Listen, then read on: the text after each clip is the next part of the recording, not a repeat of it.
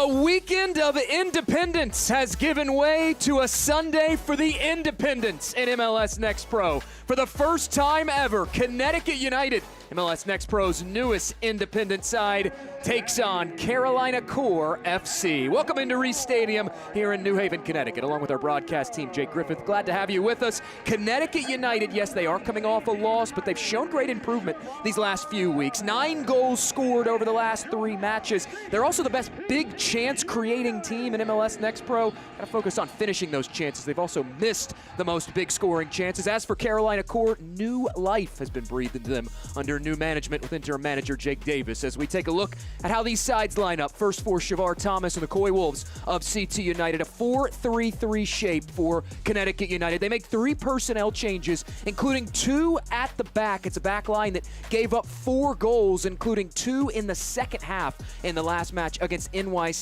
FC. Shavar Thomas, he said this week that they are happy with the progression of this team, but they're just looking for some more consistency. They came into that NYC FC game coming off a clean sheet against FC Cincinnati, could not replicate that performance, looking to limit this Carolina Core FC side today. And as for the Foxes of Carolina Core and their interim manager, Jake Davis, they counter with a 4-3-3 shape. 2 personnel changes. By virtue of those 2 changes, Thomas Rainbolt moves up into the front 3, and that is a front 3 that will be crucial today for Davis and company. Davis, in his own words, wants this to be an aggressive pressing team.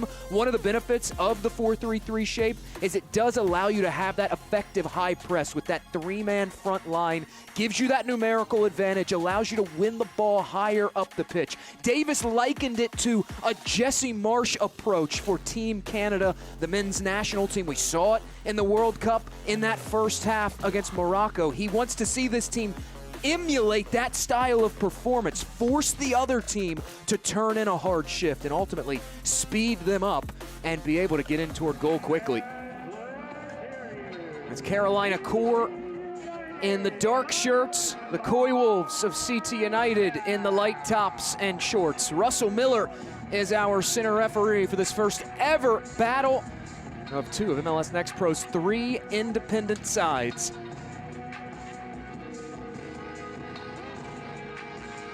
Both these teams looking to gain some footing in the Eastern Conference table. A battle of 12 versus 14 in the East.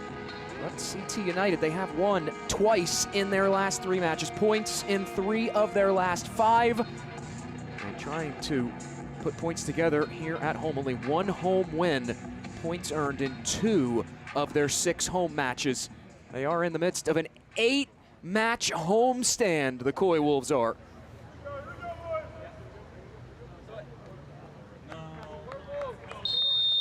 There is the whistle. There is the opening kick. The ball's rolling here on the campus of Yale, and that means we are underway in this match week 18 fixture between the Foxes and the Coy Wolves. And quickly, it's Thomas Rainbolt drawing an early whistle from Russell Miller, and it will be a free kick for Carolina Core.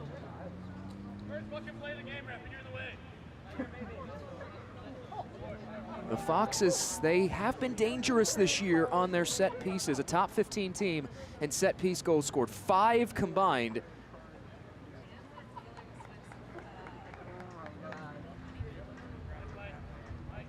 Meanwhile, Connecticut United, they have been stingy on the set piece defense. 2nd fewest conceded. I have to imagine something has to give in this contest. We've seen throughout this MLS Next Pro season, set pieces can change contests early on. It's Arno Todevin standing over it.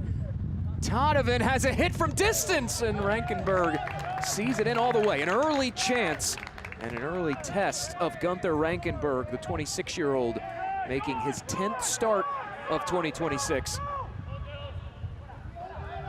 The early junctures of the season, he and Anthony Ramos splitting time in net, but the former Greenville Triumph man has really grabbed a hold of the reins of this starting role for CT United. It's Carolina Core with the throw, and Todevin on it now. 6 goals on the campaign for Arno Todevin.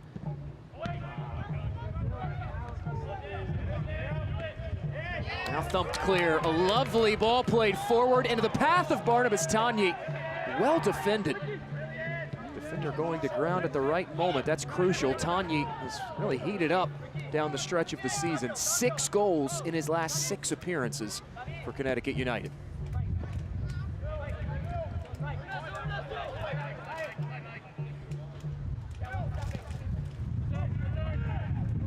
Clipped along, looking for Thomas Rainbolt, and that will be another whistle.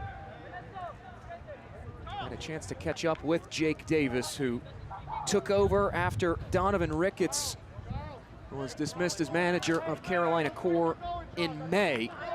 As Rankenberg will corral that ball in, and Davis, he was so high on number 20 for Carolina Core. He said Thomas Rainbolt, flexible tactically, the way they defend, they have to have him up there.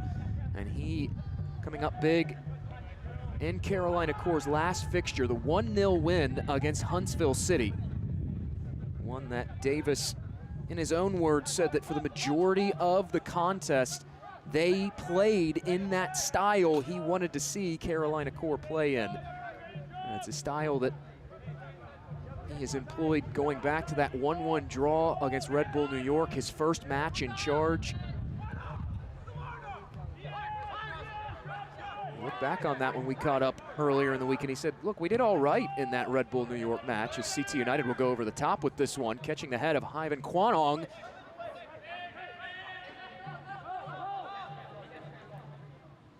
Now looking for the clearance option are the Foxes of Core FC. Helped back along now. Lacey wants to tuck it forward, looking to pick out Dippolito. Glancing header along from Lacey. Dippolito wanted to reset.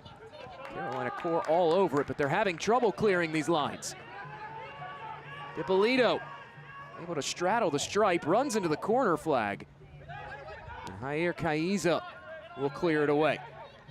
That's short-lived. Gomez comes up with it. Kwanong, top of the area. Nudged away again by Core FC, and out for a Coy Wolves throw it goes.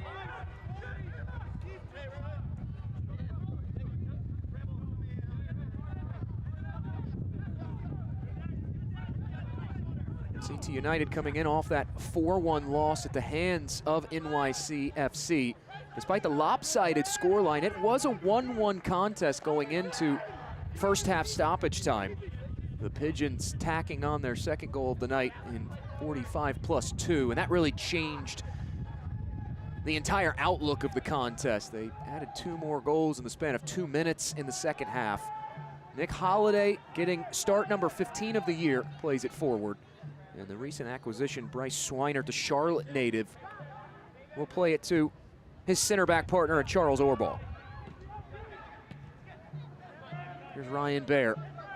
Has been a busy last few weeks in terms of the acquisitions for this Carolina Core organization. They bring in Ryan Baer, the former Tacoma Defiance man, 28th overall pick in the Super Draft by Seattle Sounders a season ago. Recently acquiring Bryce Swinert. Andrew Czech in the starting lineup as well today for Carolina Core, a June 2026 acquisition.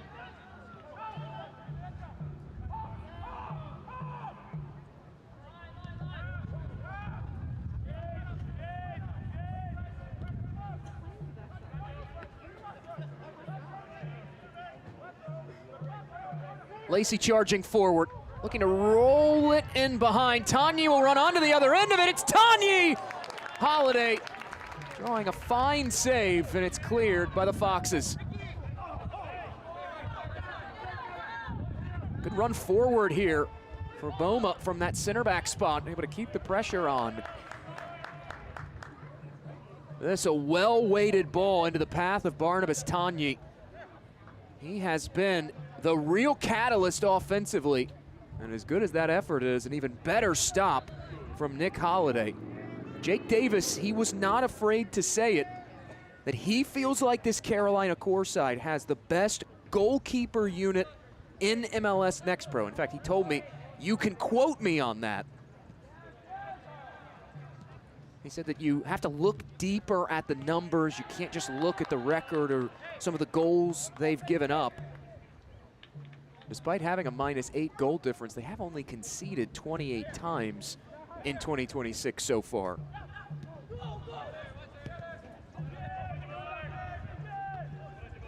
Lifted ahead by Carolina Core.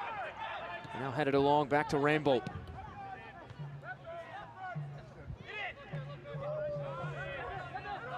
It falls to the feet of Ryan Baer, who's toppled. Transitioning into the attack now. Counter quickly on for the Coy Wolves. Gomez rolls it forward, and that's out of the reach.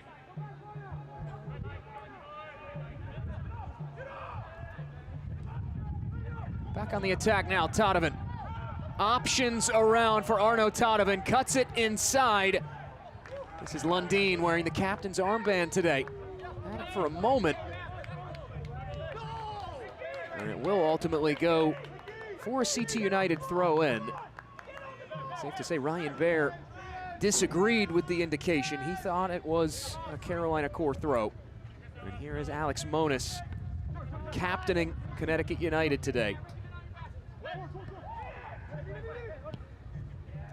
Lundin over to Baer, quickly steered forward. It's Andrew Czech now over to Rambolt. Czech swings it out wide. And we get a whistle. The offside flag was up from the far assistant referee.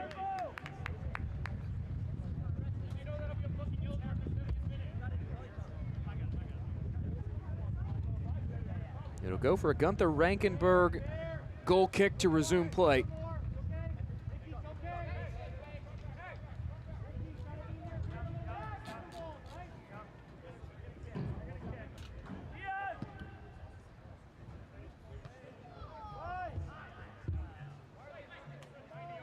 Baer makes first contact off the restart, and now Carolina Core will settle in on things.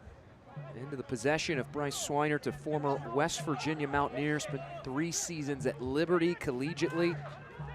Came up through the Charlotte FC and Sporting Kansas City academies, respectively.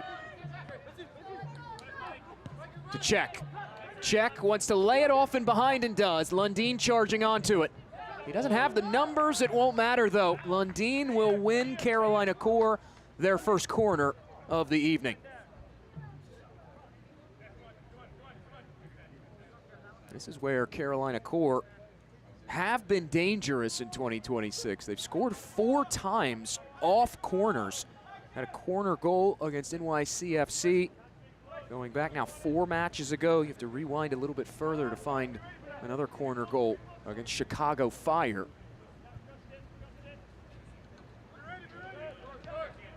They go the short option into Lundin. Steered over, Todovan tries to cut it inside. And it is knocked away back to David Diaz. Second ball helped along. Rainbow trying to get to it. First to it though was DiPolito. And he will just swing that one clear of any danger.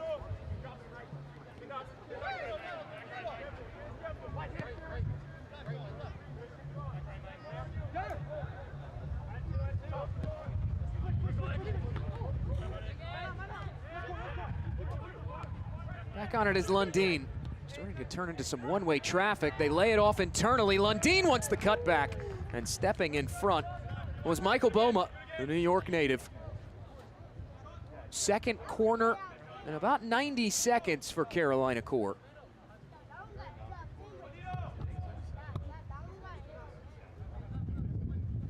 Jake Davis, one thing he wants to see from this team, he wants to see them start fast. Yes, that can mean scoring goals early on in the contest, but more so imposing themselves early on. Set the tone, they've done that. Swung in, back post, first to it is Boma. As Baer will give chase, and Ryan Baer will draw a whistle for a free kick.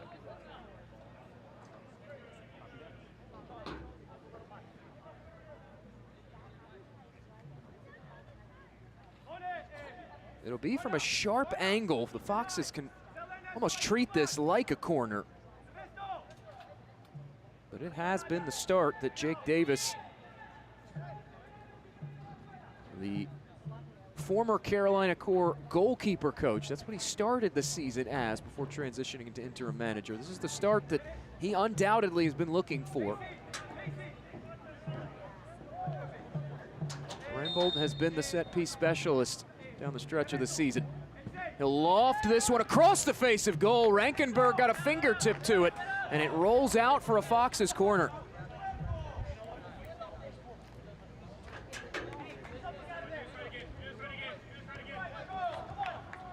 Core FC asking a lot of questions right now of CT United.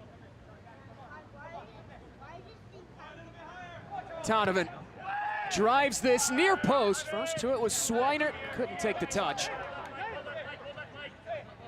Kaiza wanting to switch the point of the attack and does, picks out Bear.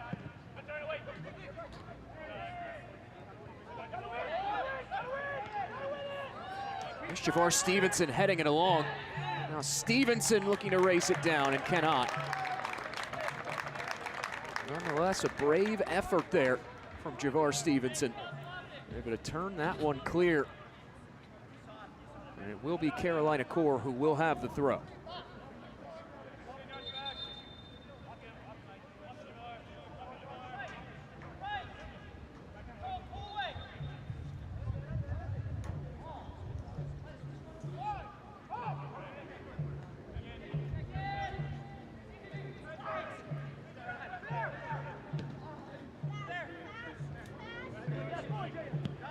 Across the field. Check. Need to play it over to Ricardo Montenegro, the former Inter Miami man. Kaiza. Shown a whistle from Russell Miller.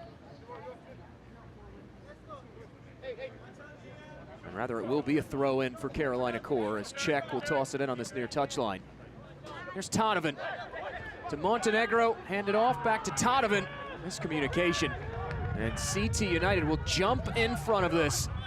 Wanting to go long, and it's successful. Dipolito cuts it over, it's Tanyi, it's in! Barnabas Tanyi continues his strong summer. 7 goals in his last 7 appearances, and the Koi Wolves out in front 1-0.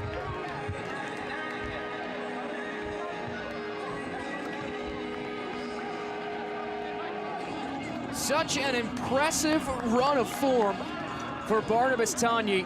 He said this week that the few wins they've had these last few weeks have boosted the team's confidence. And his teammates are continuing to find him. Dipolito finding him there. And Tanyi, from that distance, will not miss.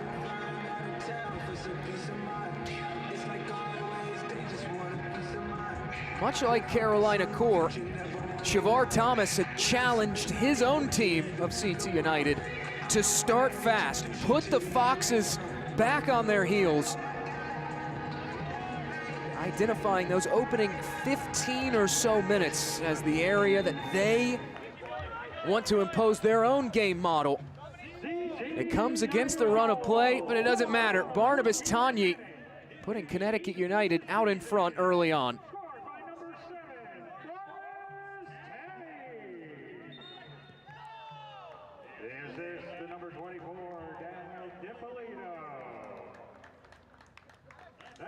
We do get a whistle for a stoppage from Russell Miller.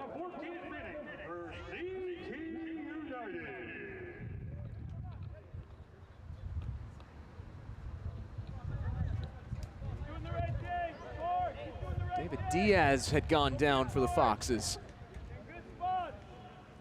It will be a free kick, though, for CT United, as play is back underway.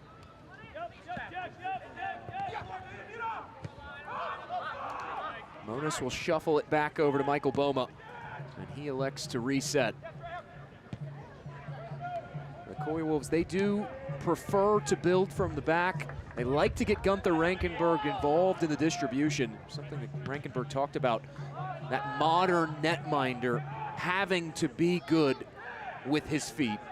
He said everyone relies on the keeper when you build out from the back, and he's shown great ability these last few weeks to pick out when teams are pressing. They want to try to get their 10s and 9s involved. Connecticut United do. Rankenberg's been crucial in that regard.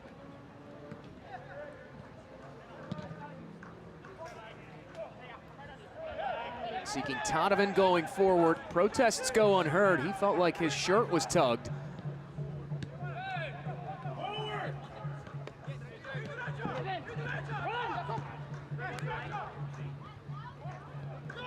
Kwanong slides it over. Here's Lacey. Lacey directing traffic, finding Petrie. Now Stevenson.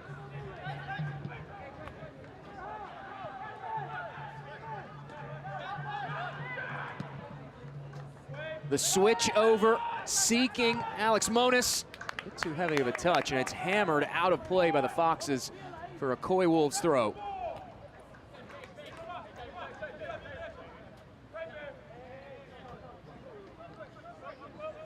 Despite the goal conceded by Carolina Core, they have set a new record for consecutive minutes without a goal conceded. Came in not allowing a goal in 192 consecutive minutes. They needed just 7 to set the new club record. Got to the 14th minute before Barnabas Tanyi struck. And now they have their eyes on Moore, bunching up at the top of the area. Applewhite couldn't hold on to that one, and Nick Holliday will ultimately claim it.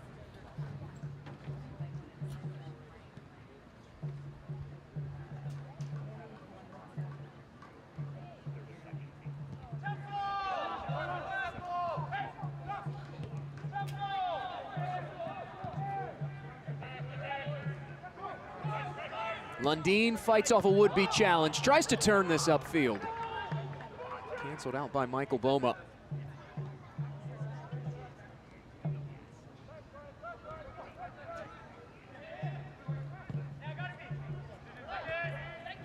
Shavar Thomas, he has had to shuffle this shape around a little bit. Monis, who has it now, dropping the back line this evening.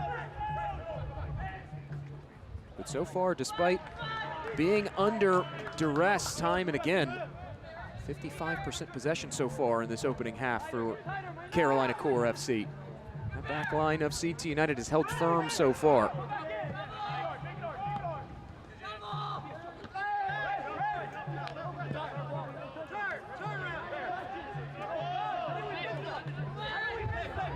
CT United Soccer is proudly supported by Yale New Haven Health, powering medical breakthroughs with the greatest of care. Here's Ernesto Gomez. Gomez ridden down by Ryan Baer. And Baer none too thrilled with the whistle. Having a rather animated conversation with Russell Miller. And now for his troubles, Ryan Baer is shown yellow.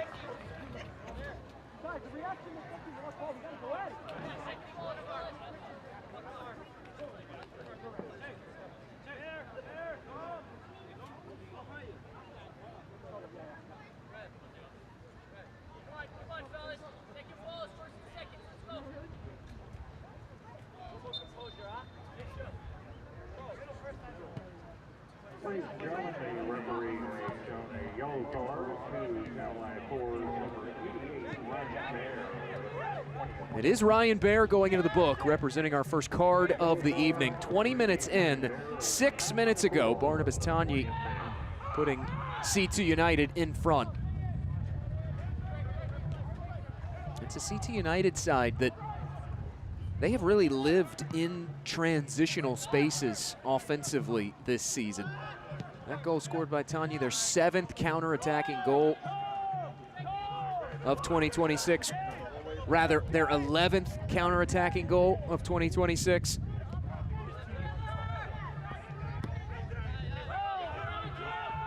Thumped up ahead.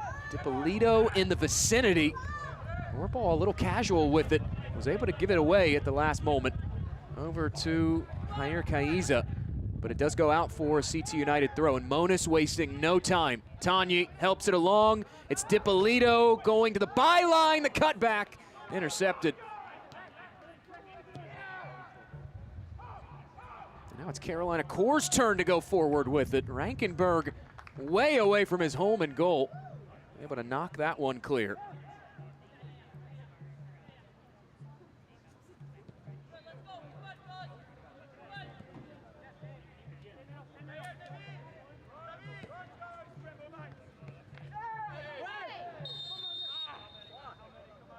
Another collision over on this near touchline this time. And it does draw a whistle from our center referee.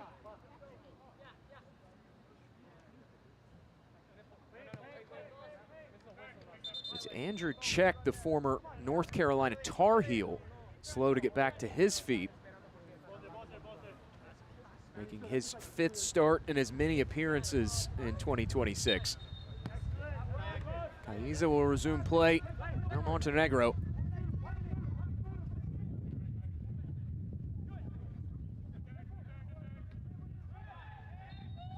Delayed whistle sounds, and the Foxes, the beneficiaries of it, they will have an attacking half free kick. Couldn't make anything happen with it, though, on the quick restart.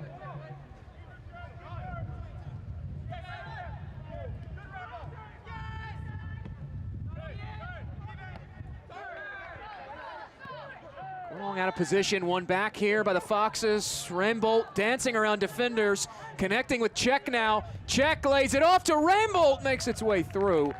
Did take a deflection though, and Rankenberg will keep that out of goal.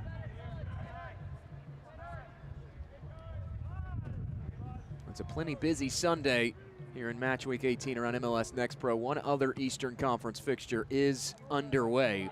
Also 23 minutes deep, and it is Red Bull New York 2, the defending Next Pro champions, on top of FC Cincinnati 2, 1-0. And speaking of Red Bull New York 2, former Red Bull New York 2 man Ibrahim Kassoule is available for selection today for Shavar Thomas and company, is on the bench. Could potentially make his 8th appearance of 2026 for Red Bull New York's all-time leader in career goals.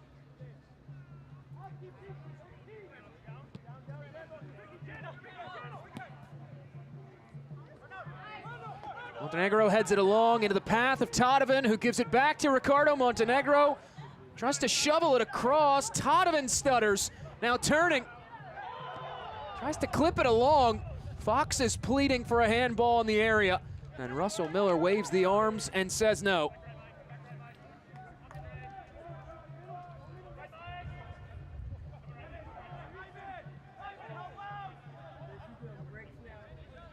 Diaz dumps it off over to a teammate, and he'll get it back. Rainbolt calling for it, canceling it out was Andre Applewhite.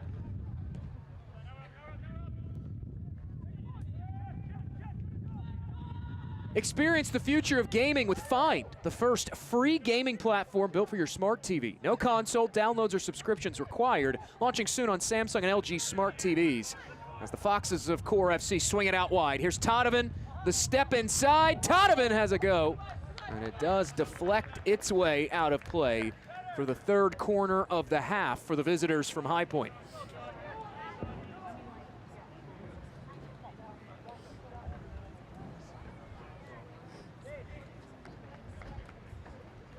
On these set pieces, second balls will be so crucial. It's an area that Jake Davis has described at times as a non-negotiable, wanting to win more second balls than the opposition. Any coach will tell you it's the second ball on a set piece that's the most dangerous. Swung in right toward Rankenberg, who makes the grab securely.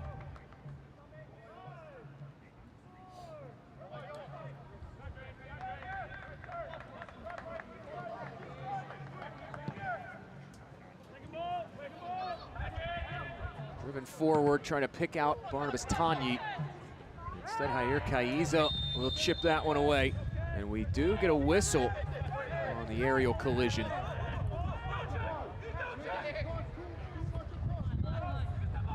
So far, CT United, they have really favored these fast restarts. At times, catching Carolina Core just a step too slow. It'll be another throw in for the Coy Wolves.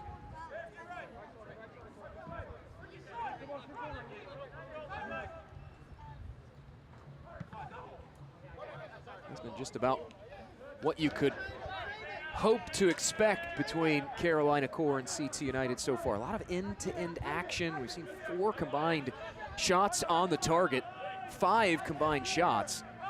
It's CT United right now with the advantage in touches in the penalty area, 10 currently.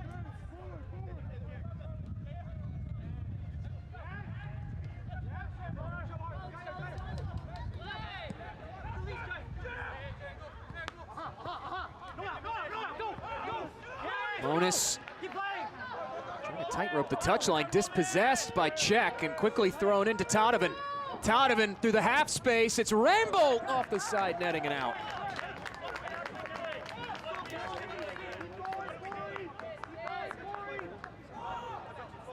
It's a ball well weighted by Arno Todovan. Rainbolt just couldn't put the shot on the target, however.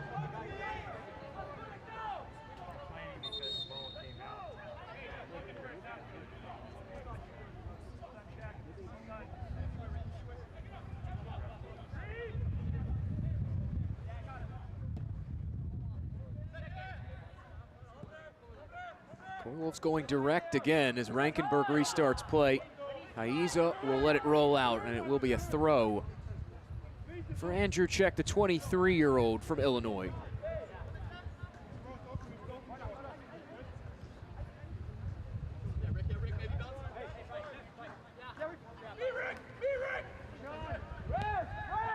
Montenegro fighting off the pressure there, applied by Sean Petrie for Connecticut United.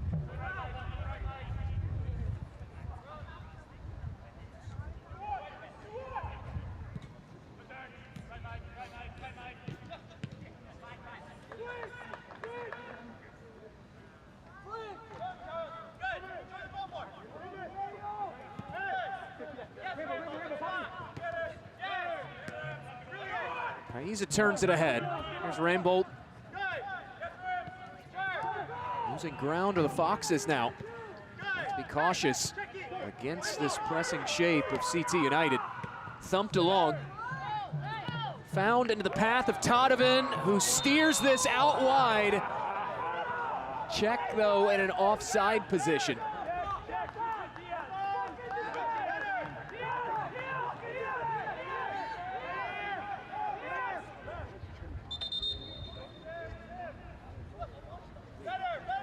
See it here.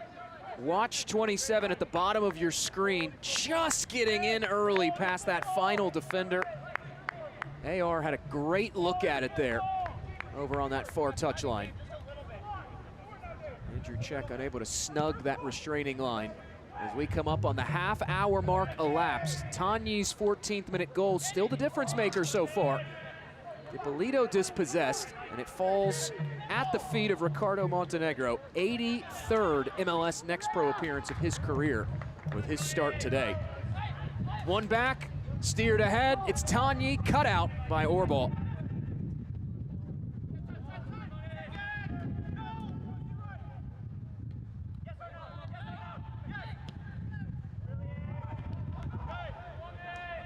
Wayward ball played forward by Michael Boma, and that is where Bryce Swinert will repossess things for Carolina Core.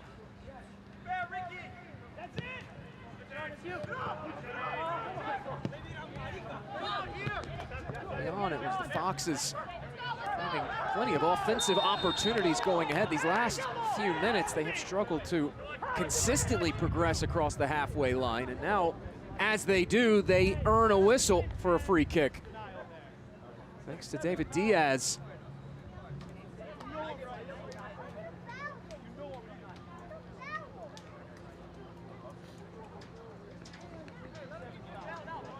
The 22-year-old Californian spent 2024 in MLS Next Pro with Ventura County, 19 appearances, 3 goal involvements. Carolina Core acquired him in February. Spent some time in USL League One as well with Central Valley Fuego. As Ryan Baer, the former West Virginia Mountaineer, touches things up. A fellow USL League One alum coming over from Richmond Kickers after 11 appearances last season. Diaz to Todovan. Carving an opening here is Arno Todovan.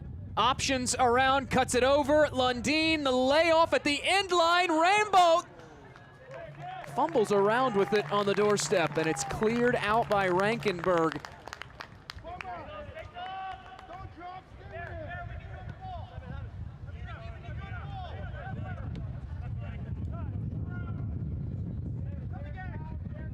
Worked along over to Diaz. Now Kaiza will recycle this ball over to Orball.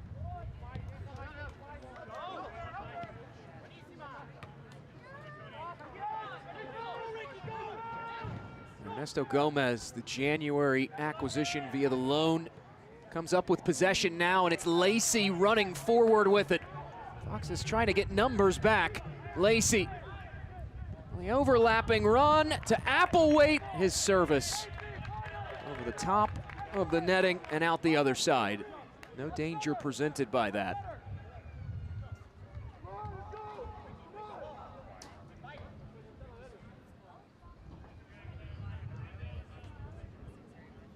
You see CT United, though, right now, when Carolina Core wants to build from the back. They're pressing with 3 on these restarts.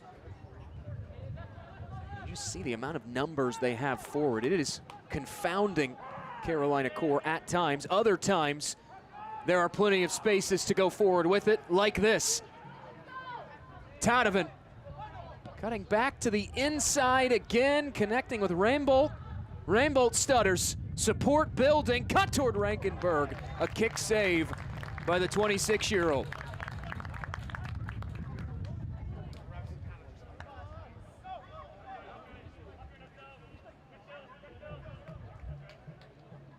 Rankenberg has played well so far in these first 33.5 minutes. That his 3rd save of the evening. Kaiza lost his footing. Pouncing on it are the Coy Wolves. They want Lacey on that flank. And too much behind that on the switching ball.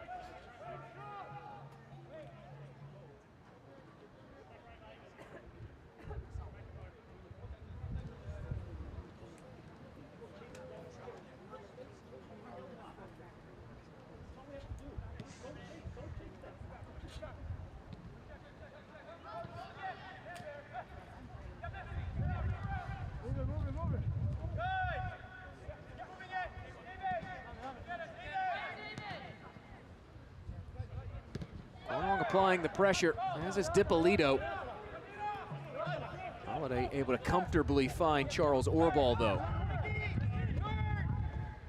Montenegro doubles back. Finds Kaiza ahead. Cut out by Monas and cleared away.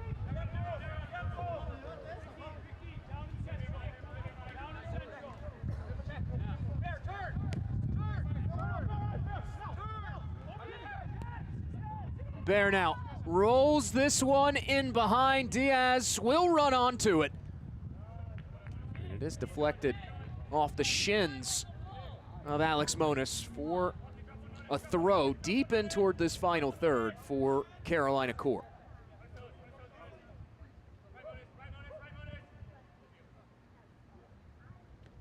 Foxes trying to make it back-to-back wins for the first time since September of 2024.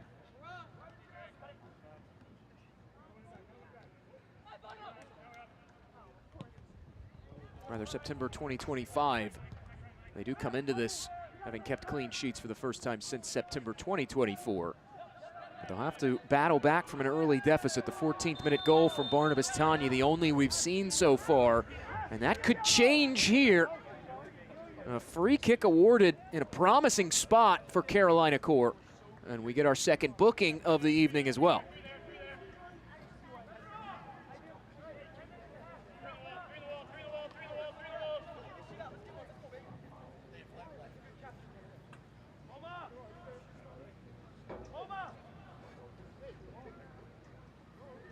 Dean will stand over top of this one.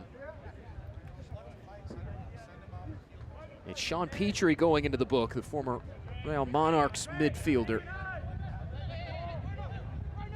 Rainbolt had stepped over next to Corey Lundeen, the Fox's captain. Now he backs off.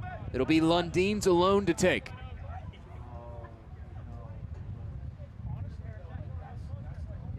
Meanwhile, Russell Miller taking some issue with some of the positioning on this free kick. Lundin lofts it ahead right into the midst of Rankenberg.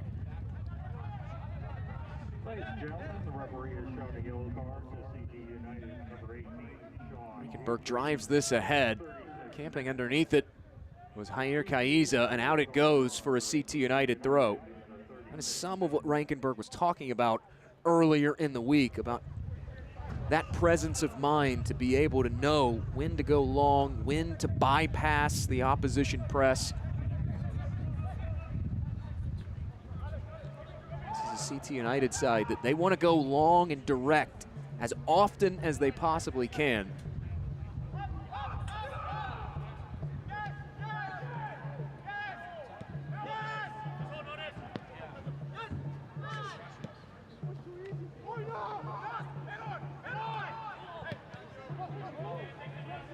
Ricochets back to the feet of Nick Holiday. Holiday, the 20-year-old, acquired at the start of the season, the loan acquisition from Charlotte FC, spent the last 2 years with Crown Legacy. 30 saves, 9 starts, 2 clean sheets during his time with Crown Legacy, who find themselves in second position in the Eastern Conference table, a massive clash. A top 6 of the table clash between Crown Legacy and Orlando City. That one will kick off in just about 20 minutes time, 7 p.m. Eastern time here in match week 18. We've already seen one top 6 team falter in the Eastern Conference, that coming earlier this morning, an 11 a.m. kickoff, Philadelphia Union shellacking New England Revolution, who came into the weekend 4th, tied with Red Bull New York points-wise for that 3rd position in the Eastern Conference table. Eddie Davis III showing out, grabbing multiple goals for Philadelphia Union too. Meanwhile, here are the Foxes. Montenegro over to Bear, and now played into the direction of Bryce Swinert. They lay it off, seeking Rainbolt, and they find him. To Ryan Bear. Sidesteps one defender. Couldn't get past Dylan Lacey, who pokes it out of play, and it'll stay here for a Carolina Core throw.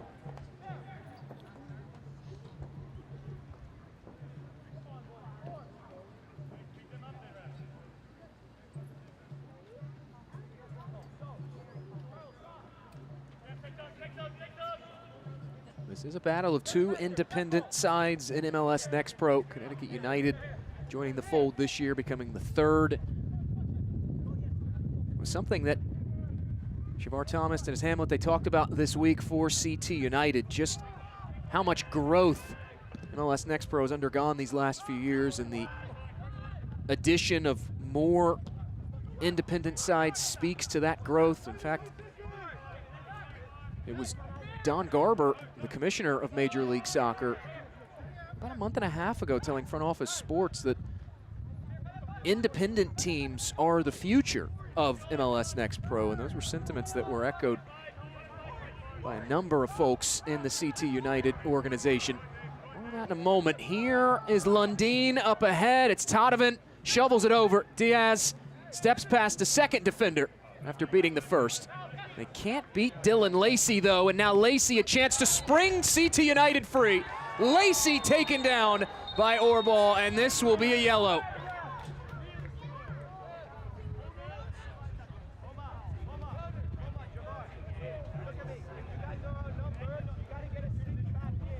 Charles Orball will go into the book. Dylan Lacey, flight on his feet, but Orball missing all of that ball and catching the ankle of Dylan Lacey. Trying to dislodge that ball away from the Coy Wolves.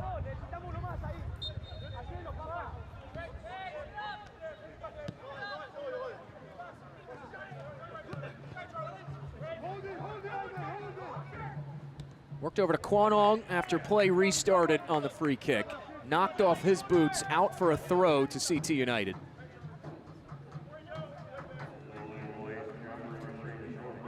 Long toss into the area, laid off, it's Tanyi. Tanyi whistles it high and out.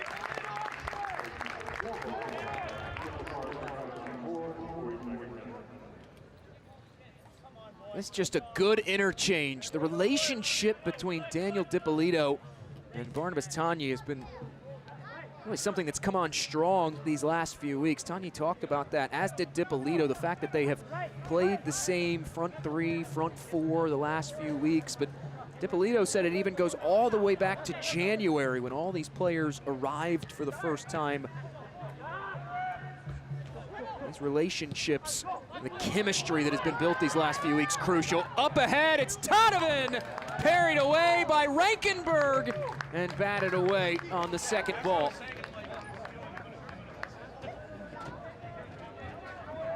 Things starting to open up here for Carolina Core as the half goes on.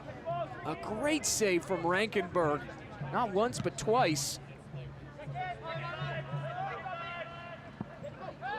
Todovan, a player that if Carolina Core wants to pull themselves back into this match, he's the guy you have to get going. 3 goals in his last 5 appearances, 6 on the season. Former UNC Greensboro Spartan making an impact in his first MLS Next Pro campaign. Lacey tightropes the touchline, swings it inside over to Kwanong. Late arriving run from Monas, the pass not online. Monas hands it back off to Kwanong, who's tripped up, and this will be a whistle.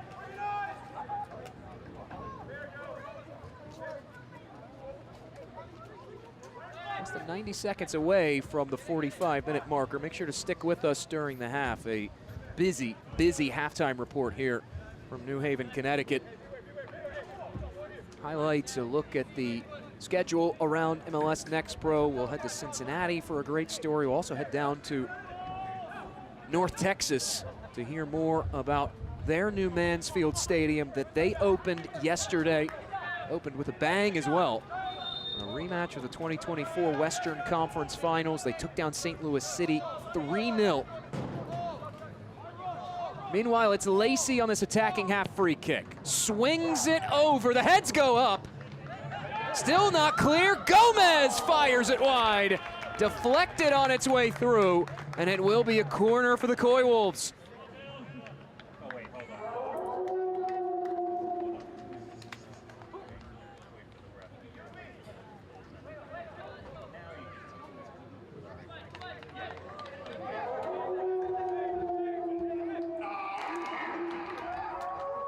Ernesto Gomez will trigger this in from the near flag.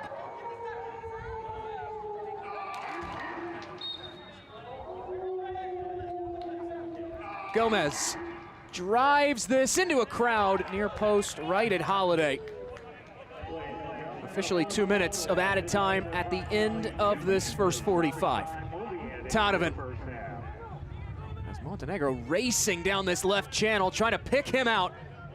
Switching the point of the attack to Ricardo Montenegro, who slows up. Now they're doubling Montenegro. Will we get a whistle? The answer is no, and now we do for a foul against Montenegro.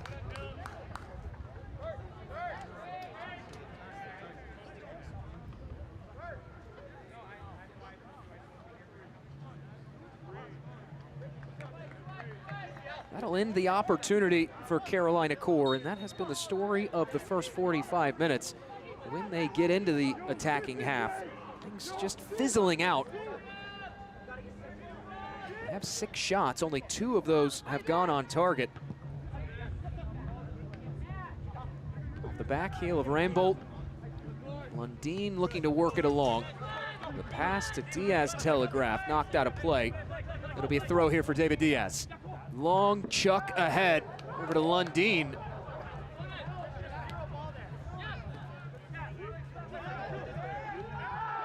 Todovan wants to slip it ahead. Now Arno Todovan toppled, and this will be another yellow card.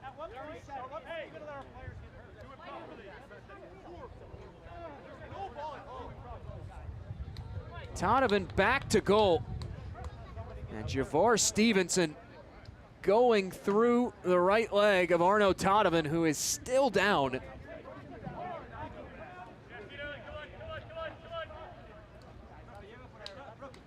Trainers will have to come out to assess the status of the 26-year-old Frenchman.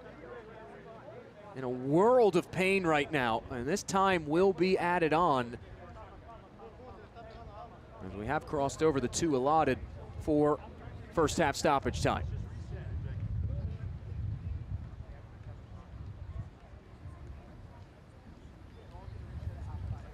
Arno Todovan, 14 appearances, 12 starts, including tonight.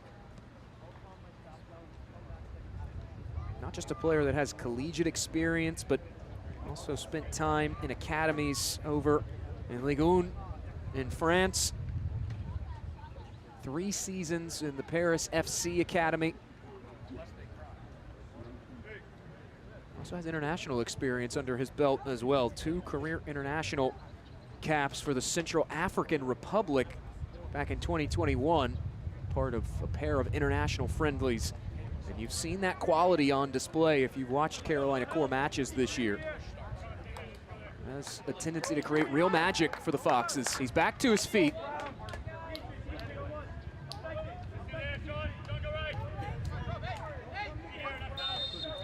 Kaiza will restart things off the injury stoppage. Diaz hits this back stick, headed toward Rankenberg, who plucks it out of air.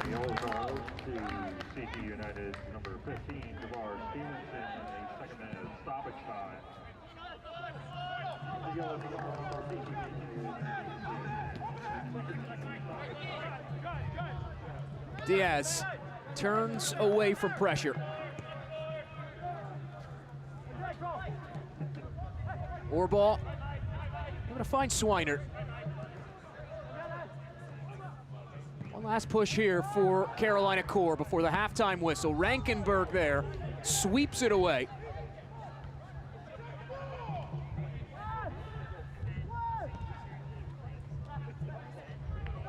Rainbolt goes to ground to keep the possession alive for the Foxes. Here's Czech, the cut back inside. Montenegro, extra pass, he scores! Dust the boots off Arno Todovan, slotting it past Gunther Rankenberg for goal 7 on the year, and we're all square.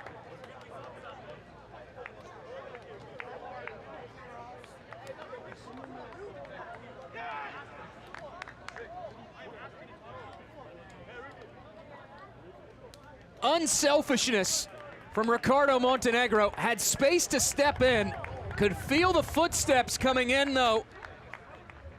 Makes the extra pass, finds Arno Todovan, and it's 4 goals in his last 6 matches.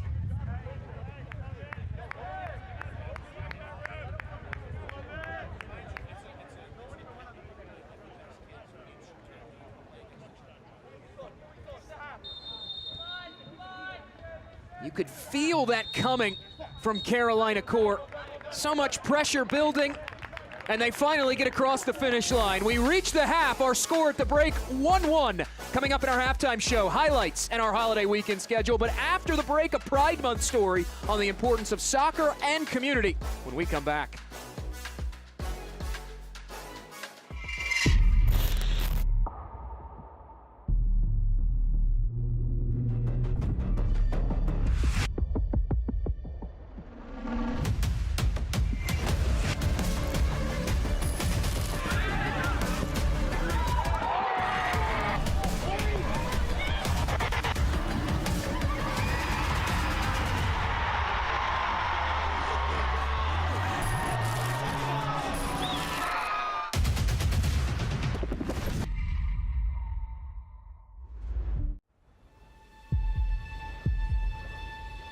They say the world's game is played everywhere. This is how we play it here. Every weekend across North America. From Vancouver's mountain rain to the shores of Florida. From the city of angels to the heartland. The world's brightest stars light up our fields. Let's go. And our fans bring the world to life. In every language, in every city. One game, one roar. Sold out nights under lights. New soccer citadels rising from coast to coast. Every chant, every goal, another brick in a growing relief. Now, the world's biggest stage comes to our home. And when they arrive, they'll find the game's heartbeat has been here all along.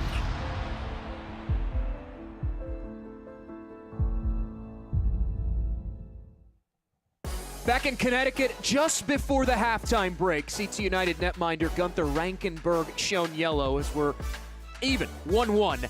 June was Pride Month, and we take you to Cincinnati and superfan Mark Brockman on how he and his soccer community found each other.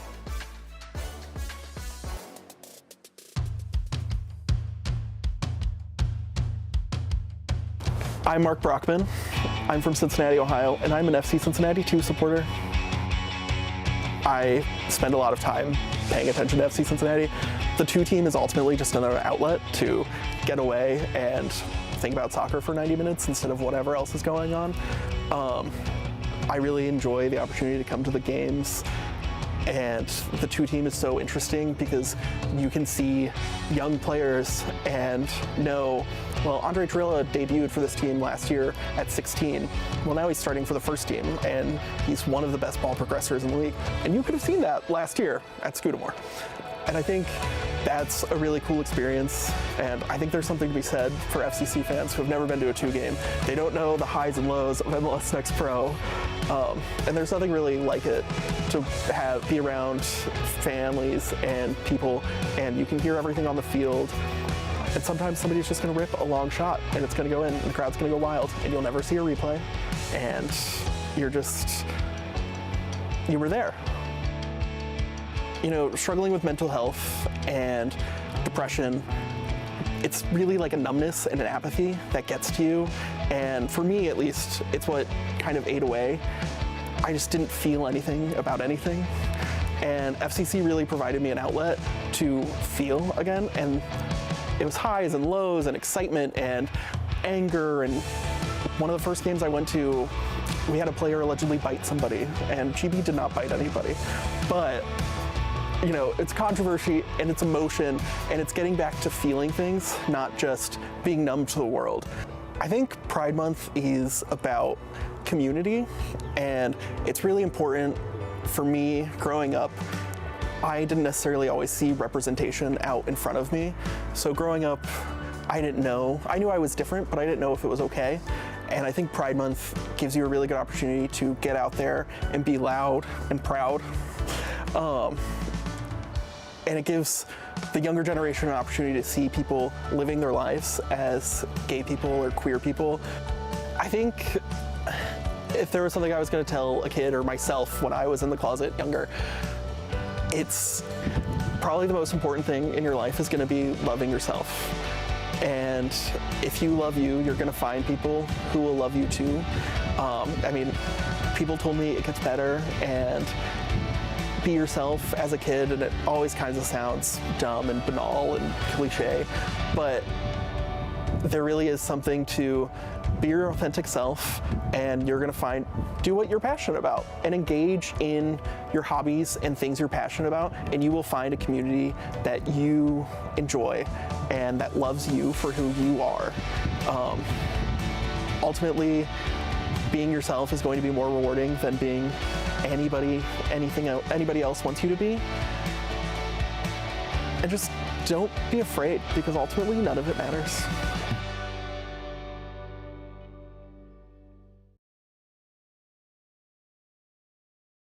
My name is Nathaniel James. You can call me Natty James. I'm a striker / winger from Trinidad and Tobago. I grew up in a place called La Hokata Rima. I grew up in the east side of the island. I started in a club nearby named FC Santa Rosa, and that's where I started playing football. My father, he saw that I had like my shoes were always dirty after school and stuff, and when I came home one day, I was like, I want to start to play football, and he was like, you want to start to play football? So my father was actually the one who started like carrying me out on the field, started passing, kicking, running, teaching me running techniques, everything. Then he got me into football because he used to play as well. After that, I just started playing, and I've been playing ever since. I was in Jablote, and I was playing youth football there. So at that time, I got selected for the under-15 national team.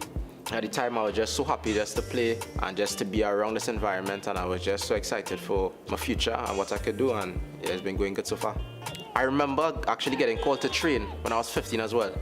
So I was training with the national team since I was like 15, and then I made my professional debut when I was 18, and then I made my competitive debut when I was 19.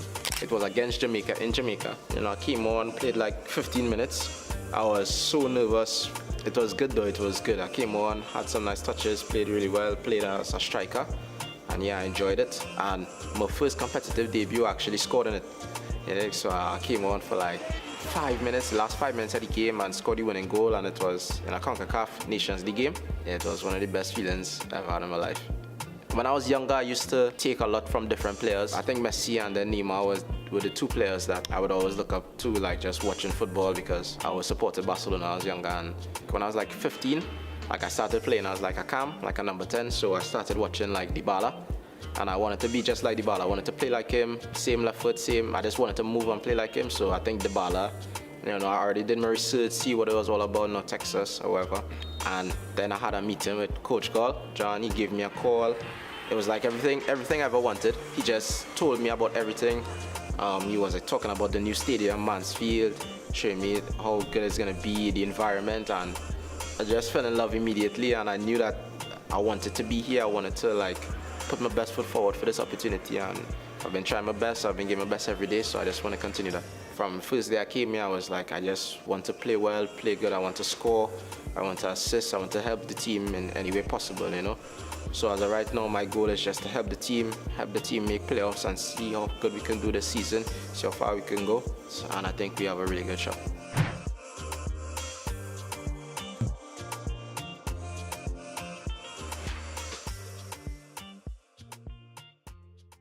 So my name is Edouard Nice. I'm from Belgium. I'm 21 years old, playing offensive midfielder for North Texas SC.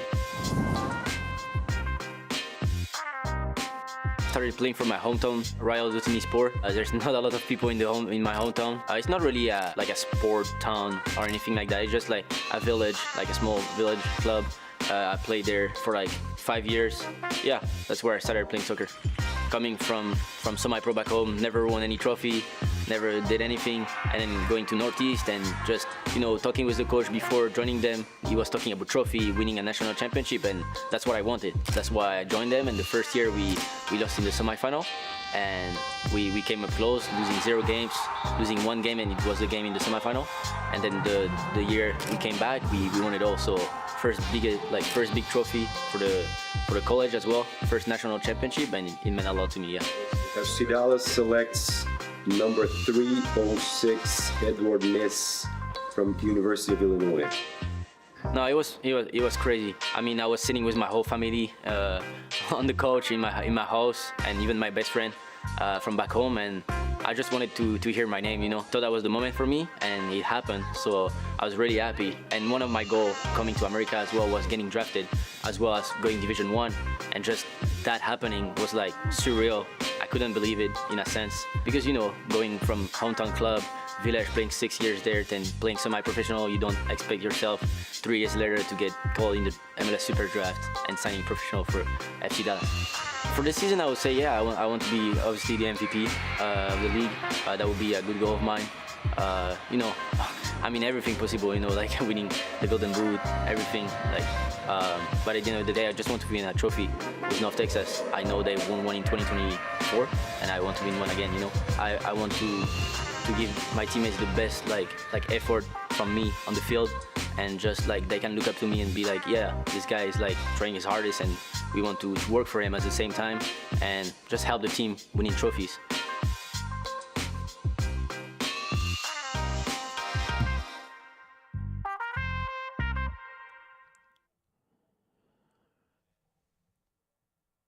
On Wednesday, North Texas had its ribbon-cutting ceremony and first official practice at the new Texas Health Mansfield Stadium.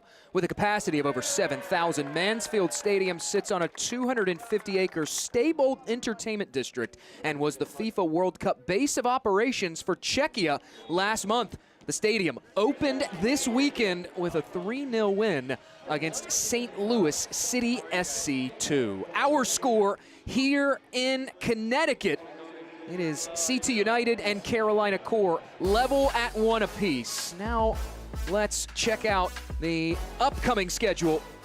Match week 18 will continue on Tuesday with a pair of Western Conference matches. The Eastern Conference comes back into focus on Saturday. Atlanta United will take on Inter Miami. Arif Kovac right now leads the Golden Boot race for MLS Next Pro out of Atlanta United 2. As for our contest, well, there was plenty of action in the opening 45 minutes. Let's get you brought up to speed with how we got to the halfway mark with our first half highlights. And early on, it was Carolina Core asking some questions, but CT United would have some answers. Barnabas Tanyi would get their first shot on target minutes into the contest. And the direct style of play has been a big theme for CT United. The Foxes haven't had an answer for it. Barnabas Tanyi makes it 7 goals in his last 7 matches. That puts CT United on the board in the 14th minute. But then Carolina Core would start to grow into the game. There's a shot put wide by Thomas Rainbolt. Barnabas Tanyi had his eyes on a second, goes whiskers high of the crossbar and out of play. Transitional spaces were big for Carolina Core, especially there in first half stoppage time. Arno Todevin bags his 4th goal in his last 6 matches, and that puts us level at 1 apiece. We'll head back to break when we return the opening kick of half number 2.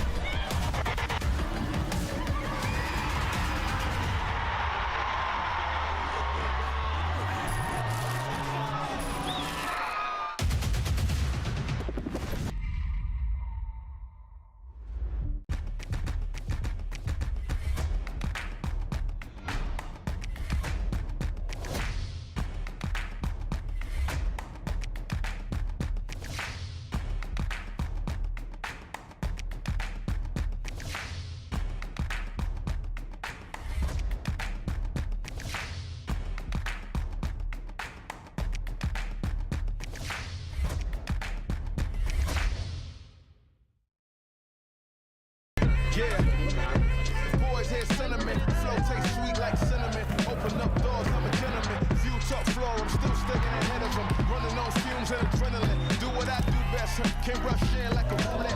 You can't name a better duet. Don't ask questions, trying to figure out what sound. Don't worry about what next, just wanna know what's next.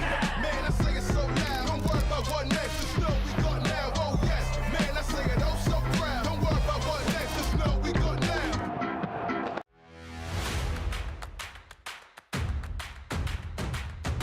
Should be a fun season of MLS Next Pro. Oh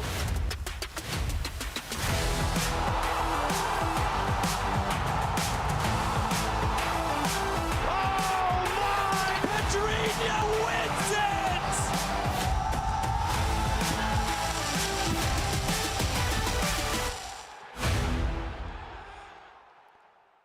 One goal for CT United, 1 goal for Carolina Core in the opening half, and we are level at 1 apiece, all set to go for half number 2. Both teams out of the halftime dressing room. They've taken the pitch.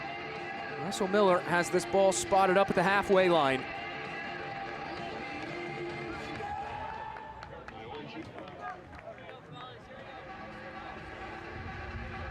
Barnabas Tanyi set to kick things off for the second half. He grabbed the opening goal in the 14th minute. Arno Todevin in first half stoppage time. The stars are shining bright for these 2 independent teams here during this holiday weekend. 2 of the most in-form strikers right now in MLS Next Pro. Tanyi and Todevin are respectively. 9 shots, 5 on target in that first 45 for Carolina Core. There is the whistle from Russell Miller. We're back underway. 2 changes at the halftime break for Carolina Core. Tristan Weber, the former LA Galaxy Academy man, will come on. Rix Ford, the recent acquisition out of the New Mexico United Academy in USL Championship. They are on. Ryan Baer and Andrew Czech will both leave.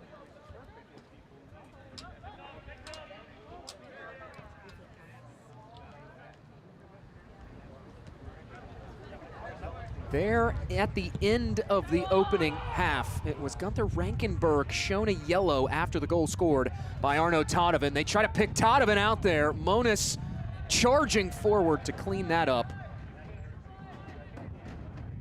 Out it goes for a Foxes throw, who Carolina Core, they really grew into that first half. They started things off in the first 5 minutes.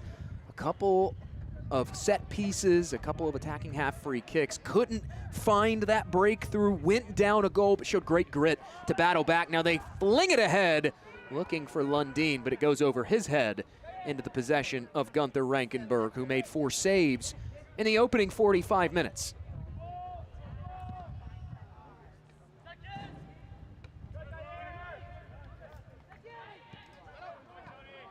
Nudged over, here's Lacey negotiating through traffic. Now forward to Andre Applewhite. Gomez. Ernesto Gomez, he'll get it back. The 18-year-old from Panama, 7 career international caps for the Panama U20 national team. Retreating back to Rankenberg, now Stevenson, who is on a yellow.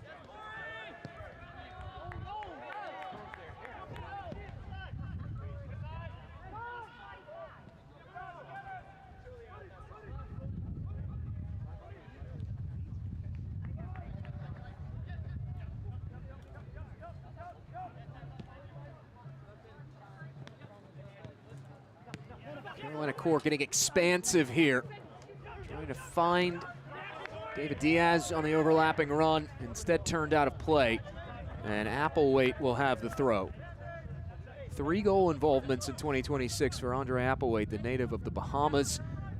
Came over from Weymouth, Wales in Barbados, where he spent 7 seasons. There's a CT United side that Shavar Thomas and his Hamlet, the roster they've constructed has a real international flavor to it.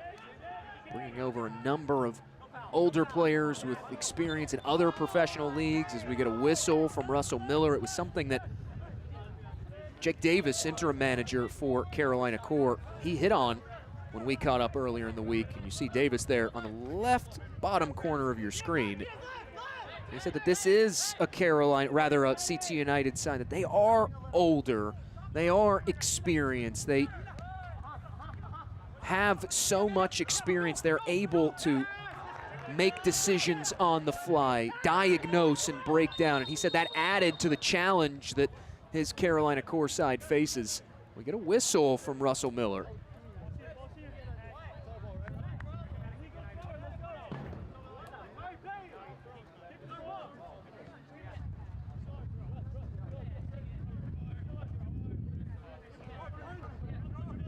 Diaz will retake this throw for the Foxes.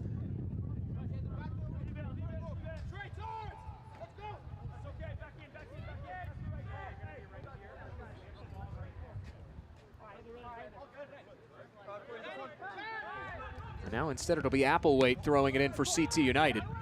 Probably thumped away from Petrie. Gomez will get it back. It ricochets at the feet of Corey Lundin, and now over the top, looking for David Diaz, straddling the stripe. Here's Diaz, free into space. Diaz, the cutback. Second ball, served top of the area. Montenegro cycled around, laid off. It's Rix Ford at the byline. Rankenberg will sprawl on it.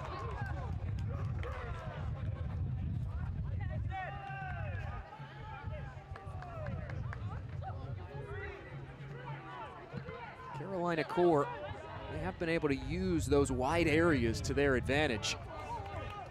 And now speaking of the wide areas, here's Dylan Lacey racing down the left channel, across the face of goal. Tanyi to Kwanong, it's in!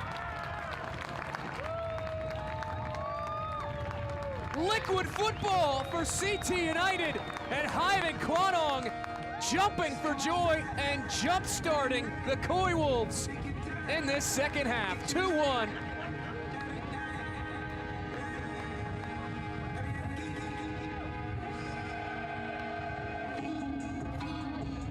Acres of space for Dylan Lacey all the way through, and that layoff from Barnabas Tanyi, so crafty in the top netting for Kwanong, who opens his goal-scoring account.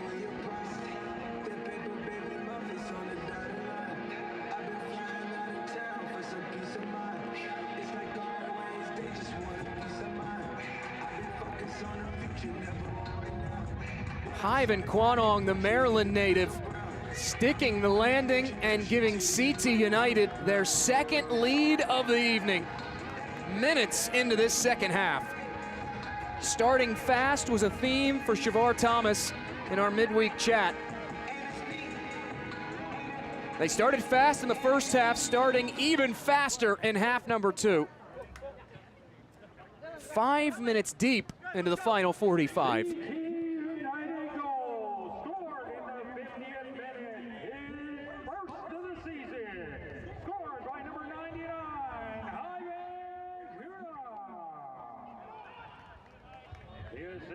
For Connecticut United, they don't have an abundance of chances, just 3 shots on target, juxtaposed to 6 for Carolina Core.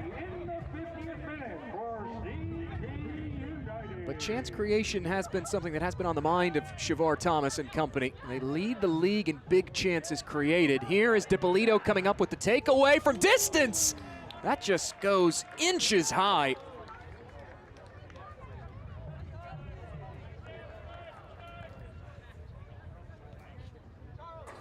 The CT United side, they also lead MLS Next Pro in big chances missed. It's been something that Shavar Thomas has harped on with his team over the course of this season. It's not just enough to create those opportunities. You have to start putting them away. These last few weeks, CT United really have been putting them away. Up to 11 goals scored now for the Koi Wolves, combined across their last 4 matches, including tonight. Here's Montenegro, and the Foxes looking for the answer.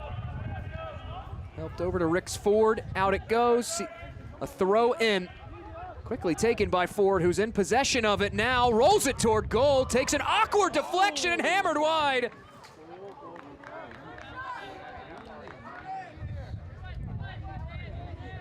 A frantic moment in front of Gunther Rankenberg. CT United coming away unscathed, though.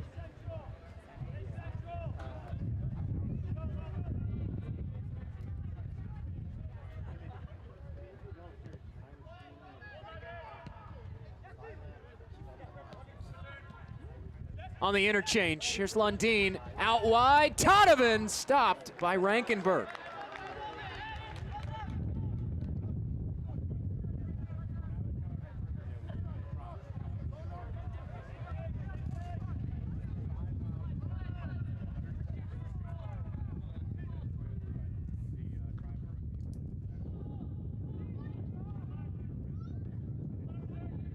Lofted forward on the restart. Here's Tanyi out wide, over to Lacey, looking for that give and go. Tanyi shovels it along, DiPolito makes it 3!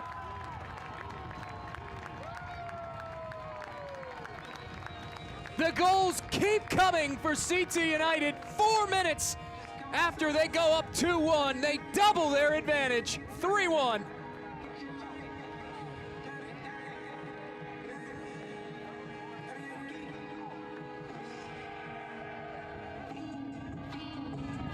A 3-goal involvement night for Barnabas Tanyi, and this time it's Daniel DiPolito, the team's leader in shots on target, picks out the far corner. 4th goal of the season for the New Yorker.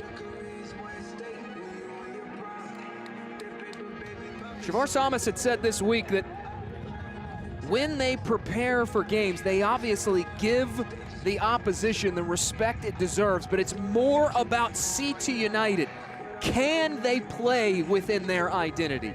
can they force their style on the contest? They focus internally here in Connecticut. And boy, oh boy, have Shavar Thomas's Koi Wolves imposed themselves on this second half. Goals 4 minutes apart from Kwanong and Dippolito, and CT United have broken it open.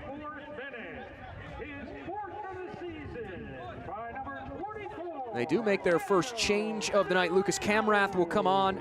Off goes Javar Stevenson, who was on a yellow. It's the 16th appearance of the year for Camrath. Rickson Van Hees will trot on as well.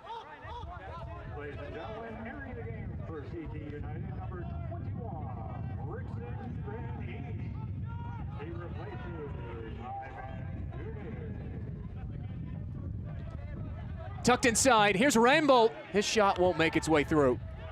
The box defending. There have been opportunities for Carolina Core. They have 25 touches in the penalty area, but CT United, when it's mattered most, they've packed it in. They have 3 blocked shots in this contest, including that recent one, and now there's a whistle.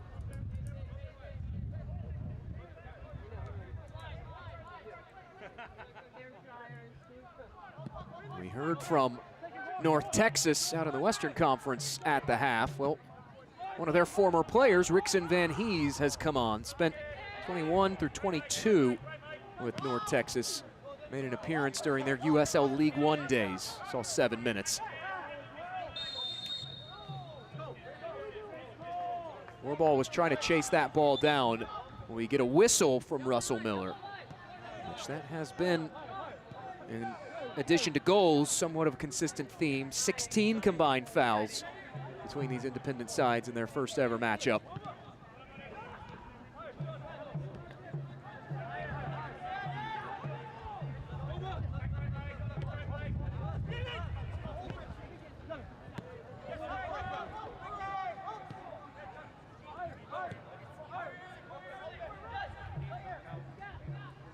This Carolina Core side, the deficit has swelled in this second half. Lundeen wanted to give it up over to Ricks Ford.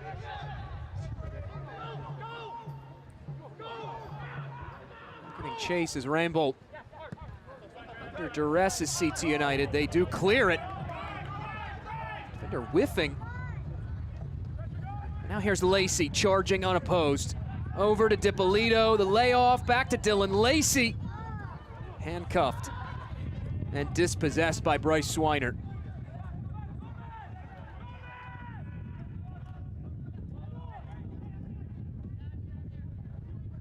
Floated along into the path of Thomas Rainbolt. Going to lay it back off over to David Diaz, who was on the underlapping run. The Foxes, they really have tried to work those half spaces a lot throughout this contest. It's been a mixed bag of success. A whistle for a stoppage, restarted by Carolina Core.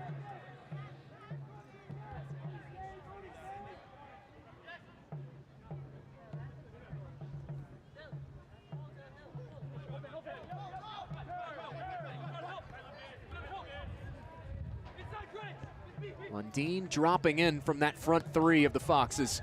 Camrath got the lines wrong. Applewaite stepping over to help with the header clearance. Now Lacey to Dippolito, one back by Montenegro. Nifty moves from Ricardo Montenegro to free space. Diaz back to Ricardo Montenegro toward goal. And Gunther Rankenberg able to lay on top of that one again.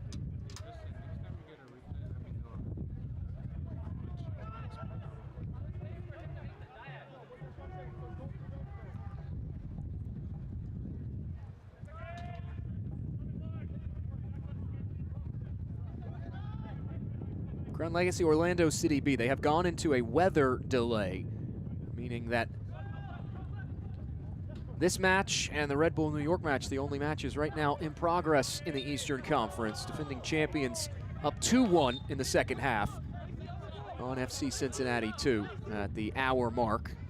And now another change will be made by Jake Davis, his 3rd of the night. Khalid Balogun.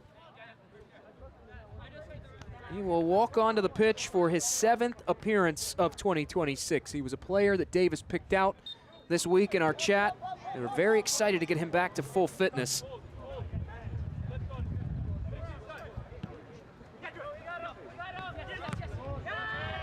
Big day for Balagans all over the U.S. soccer landscape. As Khalid Balogun on, representing the 3rd change of the night for the Foxes. On the prowl now, seeking a goal that would be a lifeline, lofted toward Rankenberg. He'll lay on it again.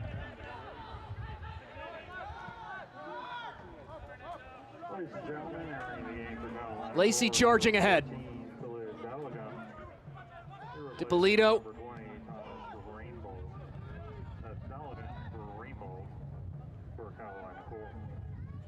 Now Ernesto Gomez. Stops and starts again.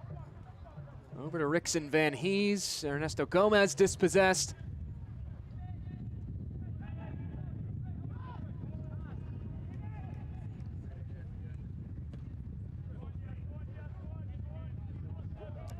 Holiday drives this one along. Good distribution, finding David Diaz, who heads it to himself.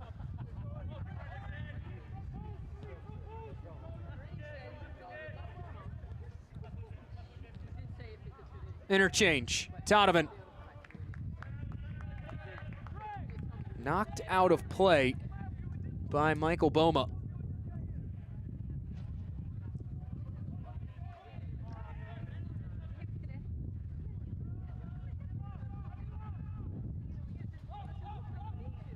We've gone over an hour in this contest. 2 goals in the 50th and 54th minutes, respectively, for CT United.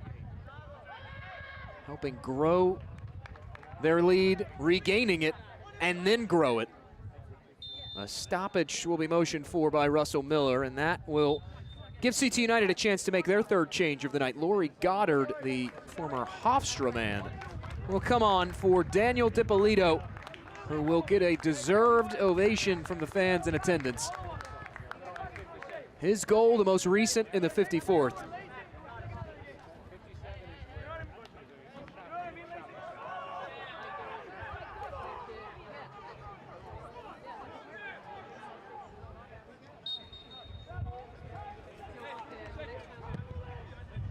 At the restart, Rankenberg puts a right foot into it.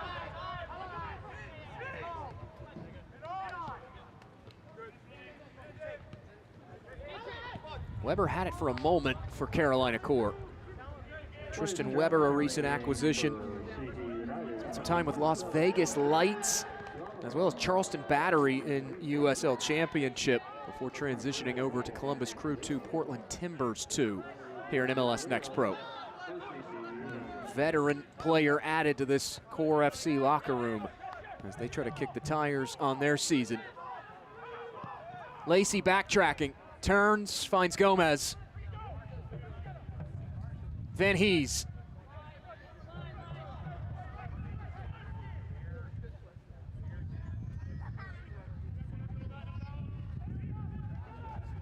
One back by Carolina Core as Todovan gave it up.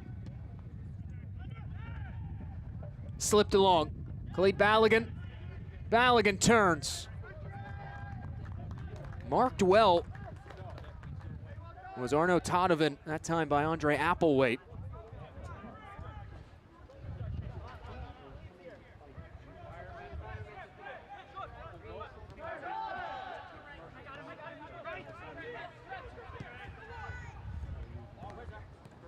Lacey on the near touchline.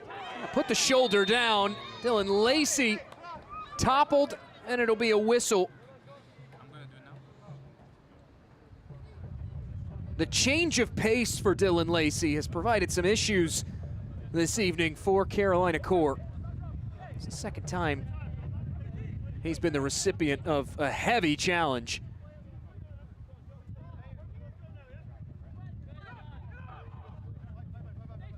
CT United Soccer is proudly supported by Yale New Haven Health, powering medical breakthroughs with the greatest of care.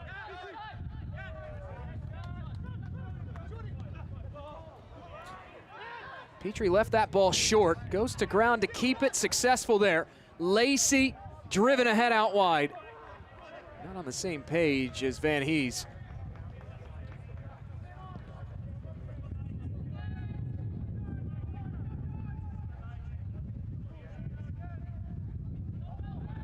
Todovan has the only goal for Carolina Core. Came in first half stoppage time. Wanted to turn it back centrally over to Lundeen. All over it were the Coy Wolves, who now have it. Just toying with Carolina Core in that midfield.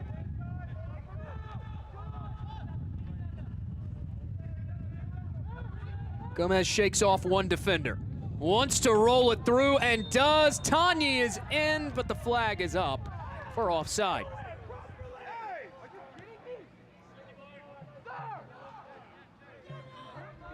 And now Nick Holliday slow to get back to his feet. Tanyi took the shot after the whistle. And you see the spirited conversation Russell Miller is having. You can hear the protests from the Carolina Core side of things.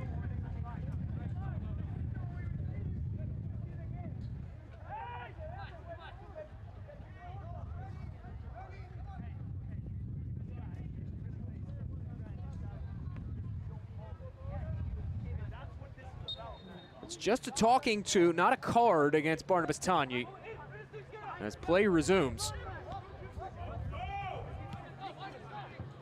With that conversation continuing between Jake Davis and the fourth official over on this near side of things. Meanwhile, Khalid Balogun comes up with it.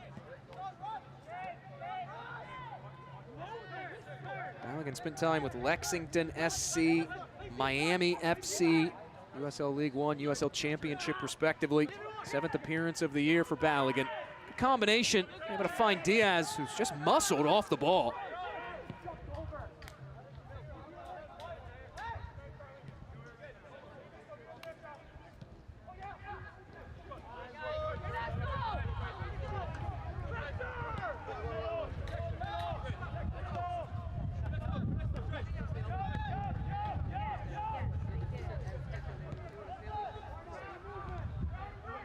Kemerath connects with Gunther Rankenberg. Coy Wolves losing some ground. Now Rankenberg will go along with it. Swiner tried to head it clear, thumped all the way back down. A foot race that Barnabas Tanyi will win. Corner of the area, Lacey over, Monis puts it wide.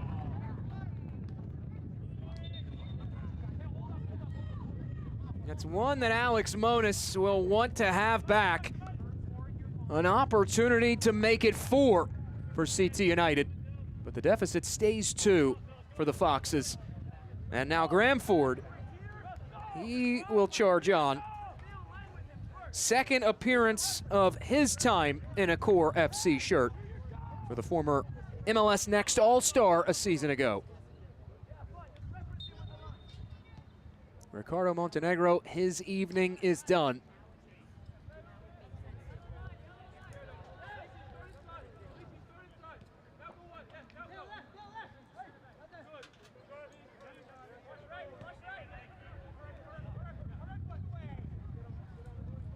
Ladies and gentlemen, entering the game for Carolina Core, number 19, Seth Hammond, and number 55, Graham Ford. Seth Hammond also coming on.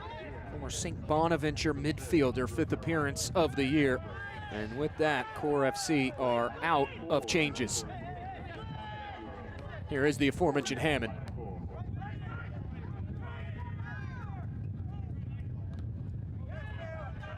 Knocked out of play off of Lacey. It'll be a throw for Bryce Swiner.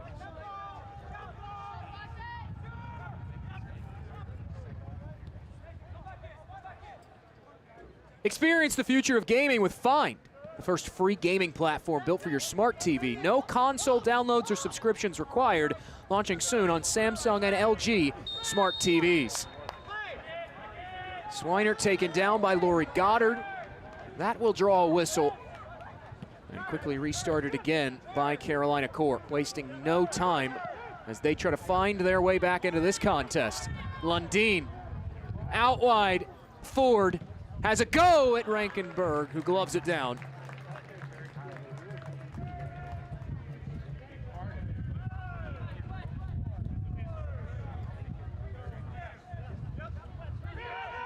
6 saves on the night for Rankenberg, 7 shots on target for the Foxes.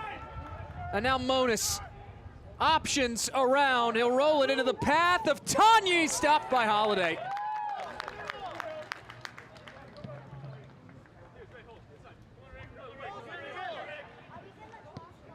That is just the 2nd save of the night for Nick Holiday.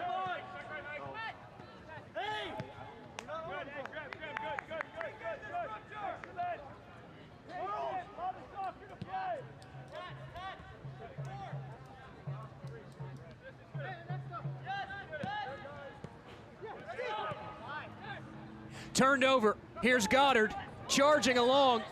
Goddard fighting off a challenge, over to Monis, out for a corner. And Jair Caiza laying out for that blocked shot, worse for wear.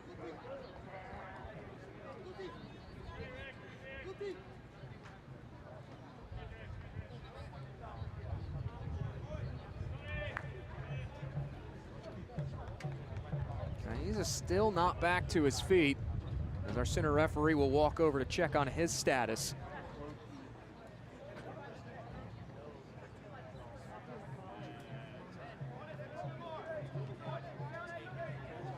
Finally back to his feet is number 17 in maroon, Jair Caiza.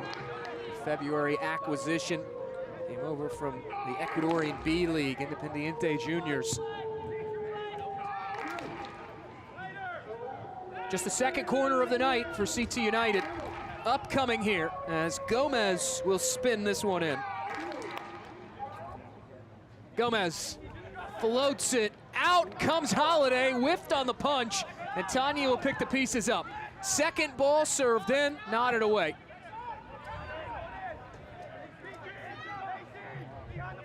Possession lives for the Coy Wolves. Gomez to Dylan Lacey, has it taken away and promptly given back by Tristan Weber.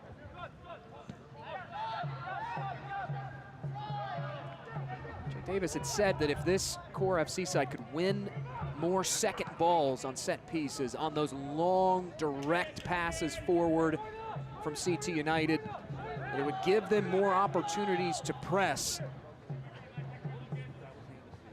And in Carolina Core's mind, more opportunities to pile up the goals. CT United has completely stymied that press tonight of Carolina Core.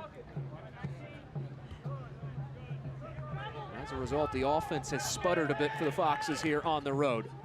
Looking for offense, though, in this 2nd half. To Ford, top of the area, still fighting. Wanted the whistle, not going to get it. Now connected ahead with Monis.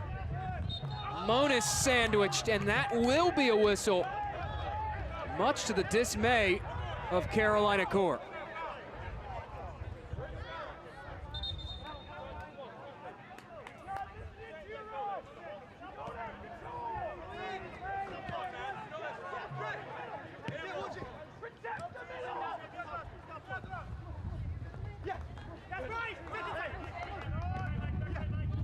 Lacey stuck in, wants to win it back. Instead earns a throw for CT United, who now earn a whistle as Ernesto Gomez taken down.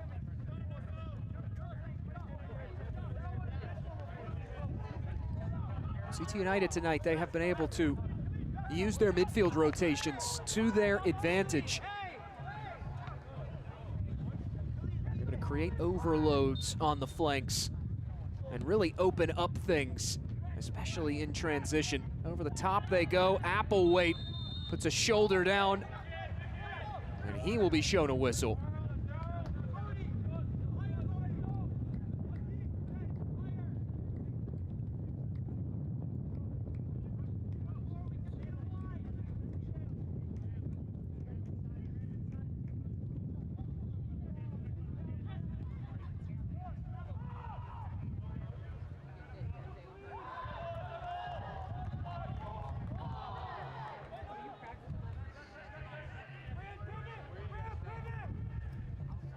Into Lundeen, the captain for the Foxes. Ricks Ford dispossessed. It will be a throw here for Carolina Core. This is the only meeting of the season between these independent sides. And now Ford charges in from behind, trips up the CT United man in Sean Petrie, and it'll be a whistle, this time going against the visitors from High Point. Core FC, though, they are not done seeing their fellow independents. Directly after this, they'll return home to welcome Chattanooga FC, riding high off a big win last night against Inter Miami 2. Alex Carell, standout for Chattanooga FC. 10 goals on the season. He now sits 2 off the Golden Boot leaderboard. Arif Kovac for Atlanta United with the 12 goals. Marcus Caldera, Zach Zenge for Columbus Crew. And now Alex Carell, all 3 with 10. And how about the season that Columbus Crew have been having under second-year manager and club legend Federico Higuain? I thought it was so interesting. Higuain, former Inter Miami 2 coach. They missed the playoffs in his first year, finished with single-digit wins. In the second year, a club record 14 wins, they go to the playoffs. Higuain and Columbus Crew last year finished with the identical record in year 1 of the Columbus Crew project that he finished with in year 1 at Inter Miami. And now here in year 2, he has Columbus Crew, the Capybaras, clicking on all cylinders, 34 points atop the Eastern Conference table. It's a Columbus Crew 2 side as we get a whistle for a stoppage. Foul will go against CT United. It's a Columbus Crew 2 side. They've tasted glory in MLS Next Pro, winning the inaugural championship. They went to 3 straight playoffs, 3 straight Eastern Conference finals. Went to the championship game the second year of this league's existence before falling to Austin FC back in 2023. Orball will corral that one back in and roll it ahead. Here is Lundin. Now from distance, Haiza! That misses narrowly of the near post and rolls out of play. Speaking of Columbus Crew 2, CT United, they will get a chance to see the top team in the Eastern Conference later this month. July 26th, they'll welcome Columbus Crew here to Reese Stadium.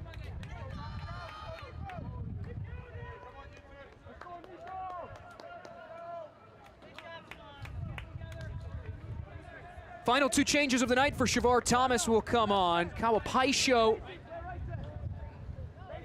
will trot onto the pitch for CT United as Alex Monis exits and the young academy man, the 16-year-old Nico Colinares, out of the CT United Academy on for Sean Petrie. 8th appearance of the year for the teenager. They've asked a lot of Nico Colinares, 46. And the light tops who has it at his feet now. He's made 2 starts in 2026 after getting an academy call up. Threading the needle over to Goddard, back out wide, it's Lacey off the woodwork. Paisho the follow-up, won't go. And Colinares commits the foul to end the spell of chances for the Coy Wolves. It's a great ball into the path of Lacey. Rings it off the near pipe and out. Paisho's follow-up won't go.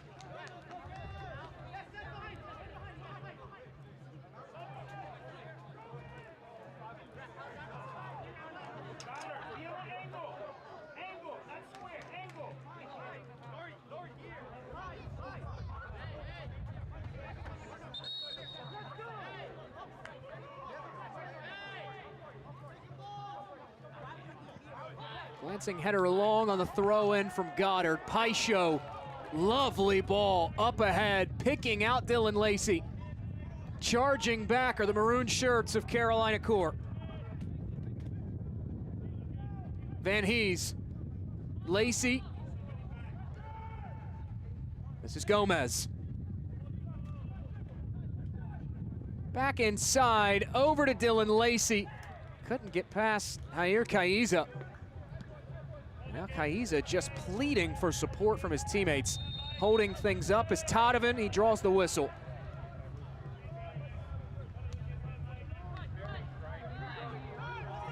those two recent changes for CT United. Both teams are out of substitutes in this contest. A late whistle comes in from Russell Miller. Graham Ford, the former US U16 national teamer, was taken down, and this will be a free kick for Tristan Weber and Carolina Core. 10 minutes plus stoppage time to go here in this fixture. Coy Wolves looking to make it 3 wins in their last 4 matches, heading into a showdown with the Young Reds of Toronto FC. Clipped along. Here's Kaiza. He'll lift it ahead and toward goal. Fired over the bar and out of play.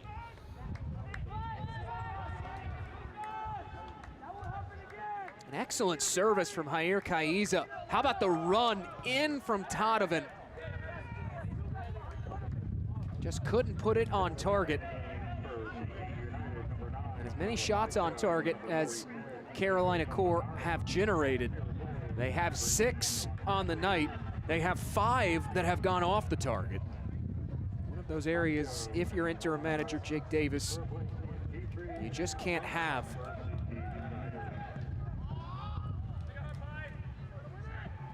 They've had more chances, they've had more touches, they have a higher XG, and yet Carolina Core trails by 2, inside 9 to go. Todovan stutters.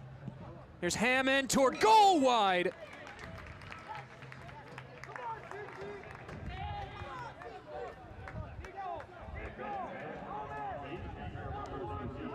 One player that Carolina Core have not been able to get going since coming on is Khalid Balogun. A limited amount of touches for the second half substitute, making his return to the lineup. Just 4 touches, only 1 pass completed right now for 14 in maroon.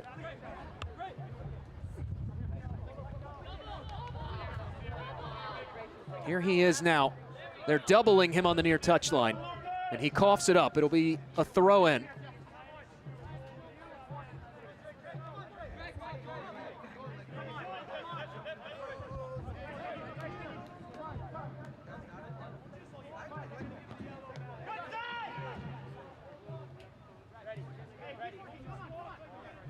Consecutive throws now. Applewhite laboring just a bit as he makes his way over to the touchline.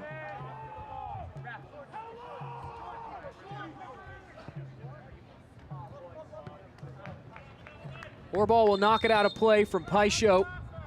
And now we get another stoppage here, reaching into the pocket. Russell Miller will show a yellow to Jake Davis.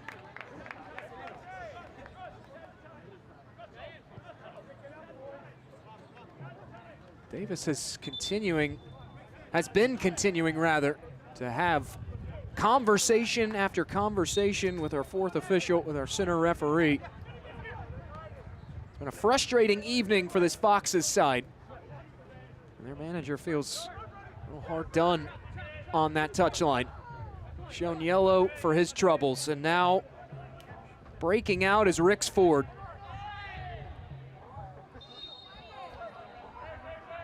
The whistle delayed. It ultimately does sound, and it will be a free kick for Carolina Core. Not without its own drama, as Dylan Lacey had fell down. Now Lacey jawing with Corey Lundeen.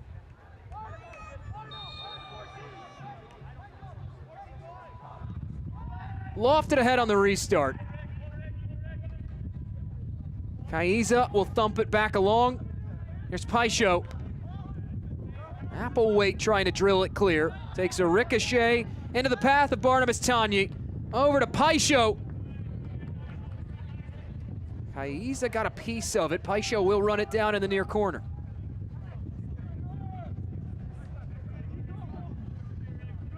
Out it goes for a throw.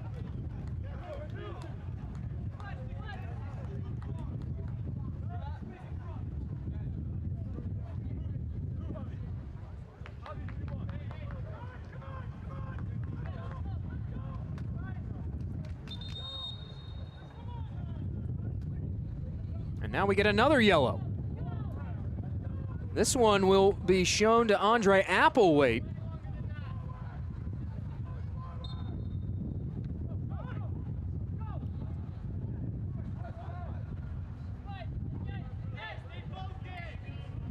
Consecutive throws now for Applewhite. Finding Paisho, who goes down. And Kaiza looking to direct traffic and help the Foxes break out.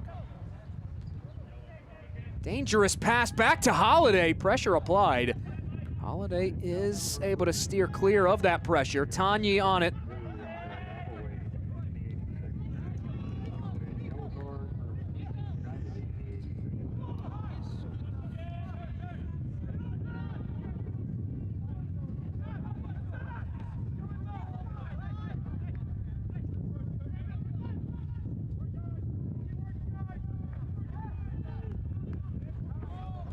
Up ahead, Balogun shoveled over.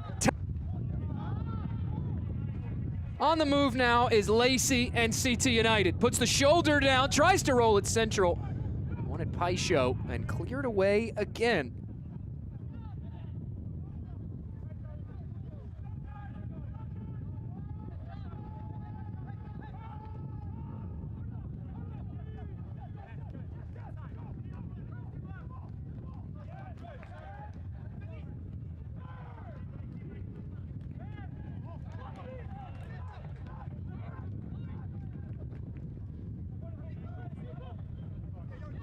Paisho over to Goddard, has a hit, and that's a save made by Nick Holiday. The strong toss back out into the path of Rixford. Came up through the New Mexico United Academy in USL Championship last year, signed an academy contract allowing him to see minutes with the first team, train with the first team. A mishit there by the Foxes. And Gunther Rankenberg will just scoop things up. 2 minutes plus stoppage time to go. Here's the Laurie Goddard effort that Nick Holiday was able to see in. Glancing header along a foot race here now. Can Paisho win it? The answer to that question is no, at least for the moment. Swinert goes down. Paisho, and there is a whistle.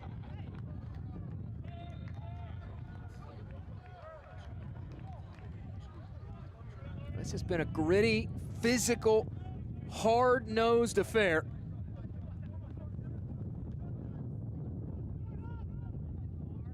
As Holiday will swing it ahead.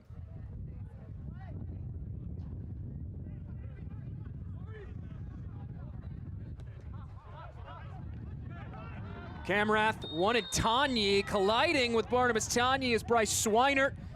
And this is going to send number 25 in maroon into the book.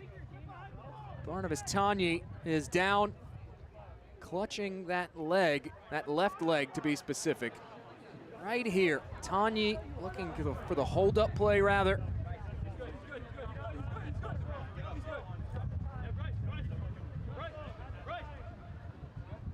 You hear Lucas Camrath telling the fourth official, he's good, he's good, he's good, mainly because CT United don't want Barnabas Tanyi to have to come out of this contest and perhaps play down to 10 men until Tanyi could come back on the pitch. He will stay on the field.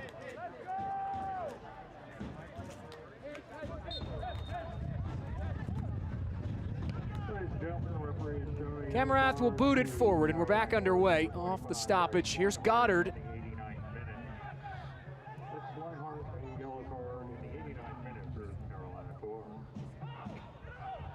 Lacey resets. Van Hees finding Gomez. Again, you go back to CT United, their midfield, when they're in their in-possession shape, their rotations have been so crisp, so strong. Gomez and Lacey specifically on those outsides of the midfield. The way they've been able to create these numerical advantages for CT United has been crucial to this 2-goal lead. We get 6 minutes of stoppage time here, and now some extracurriculars after that whistle.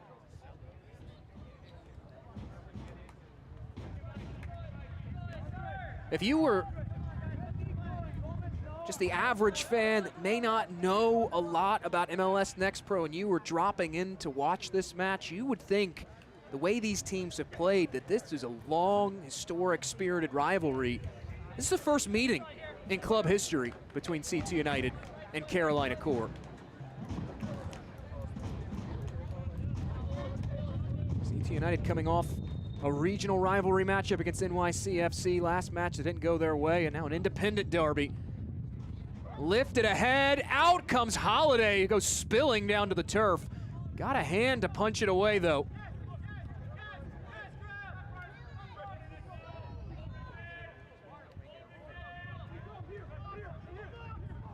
Colinaris, he's muscled down, and this will be a whistle.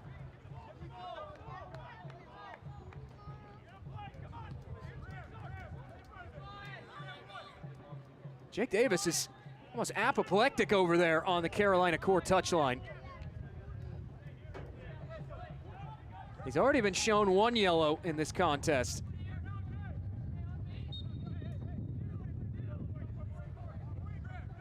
It'll be Gomez to take on this free kick.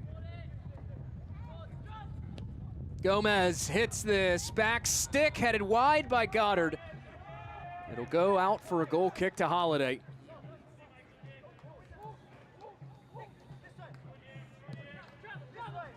Carolina Core unable to capture some of the momentum they were riding in on. A 0-0 draw against Inter Miami, followed by a 1-0 win against Huntsville City last time out. Here's Balogun splitting two defenders. Goes to the byline and cleared out by Camrath. A corner coming for the Foxes. 2 of the 6 allotted for stoppage time.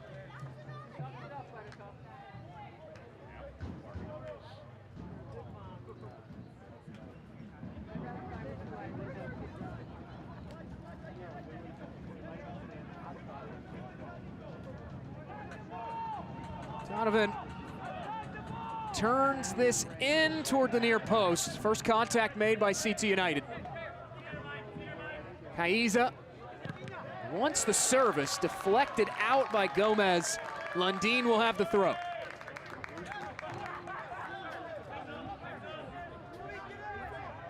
Halfway gone in second half stoppage time. Lofted out wide, glanced along into the path of Arno Todovin at the byline, cuts it inside and knocked out. Gunther Rankenberg will have the goal kick.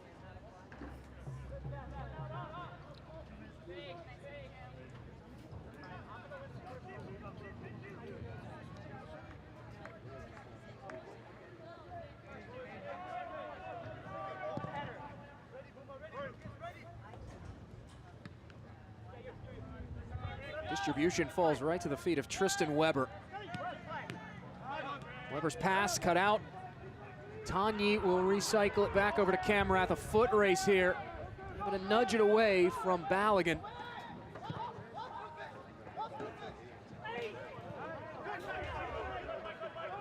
Lundin comes up with it on the aerial duel. Advantage briefly played. Slipped ahead. This is Hammond on the right. Hammond, the service, deflected, cleared. And he's got a piece of it, and now Tanyi will let it roll out of play for the CT United throw.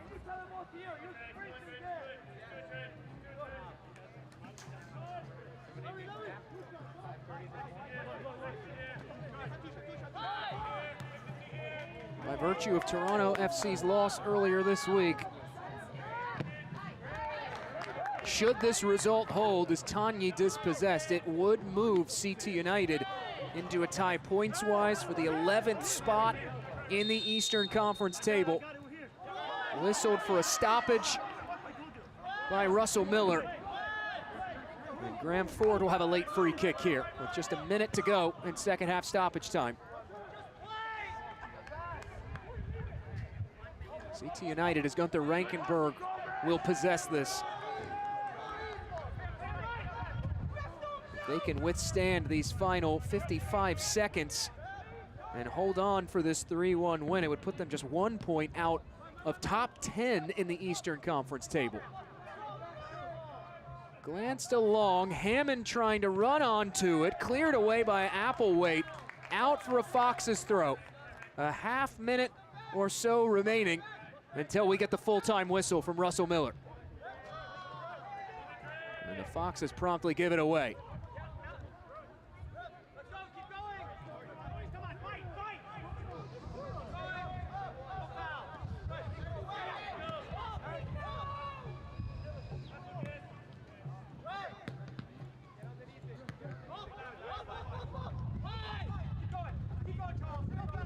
Paisho wants to get around Orball, having some issues there.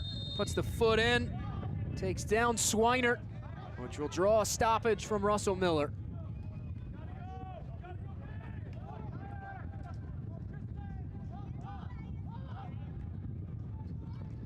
Miller content to let this play out past the 6 allotted. Turning on a counter now is Goddard. To Tanyi, 3 goal involvements tonight. Balogun takes Barnabas Tanyi down. And this will be a yellow card. Khalid Balogun shown a yellow.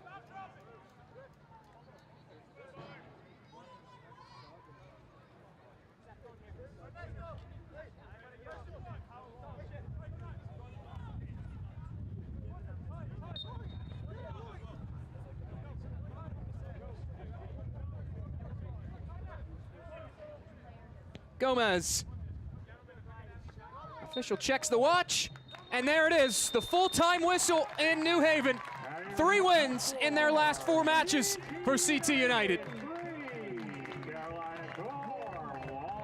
Entering the back half of 2026 on a high note, getting the better of their fellow independent side, 3-1. There's only one man who could have earned man of the match honors tonight, the man who had a hand in all 3 goals, and our man of the match presented by Adidas. It's the Koi Wolves talisman, Barnabas Tanyi. A goal and 2 assists. He opened things in the 14th minute and dished out the helpers on the other 2 goals in the second half. First to Hyman Kwanong in the 50th, then returning the favor to Daniel DiPolito in minute 54.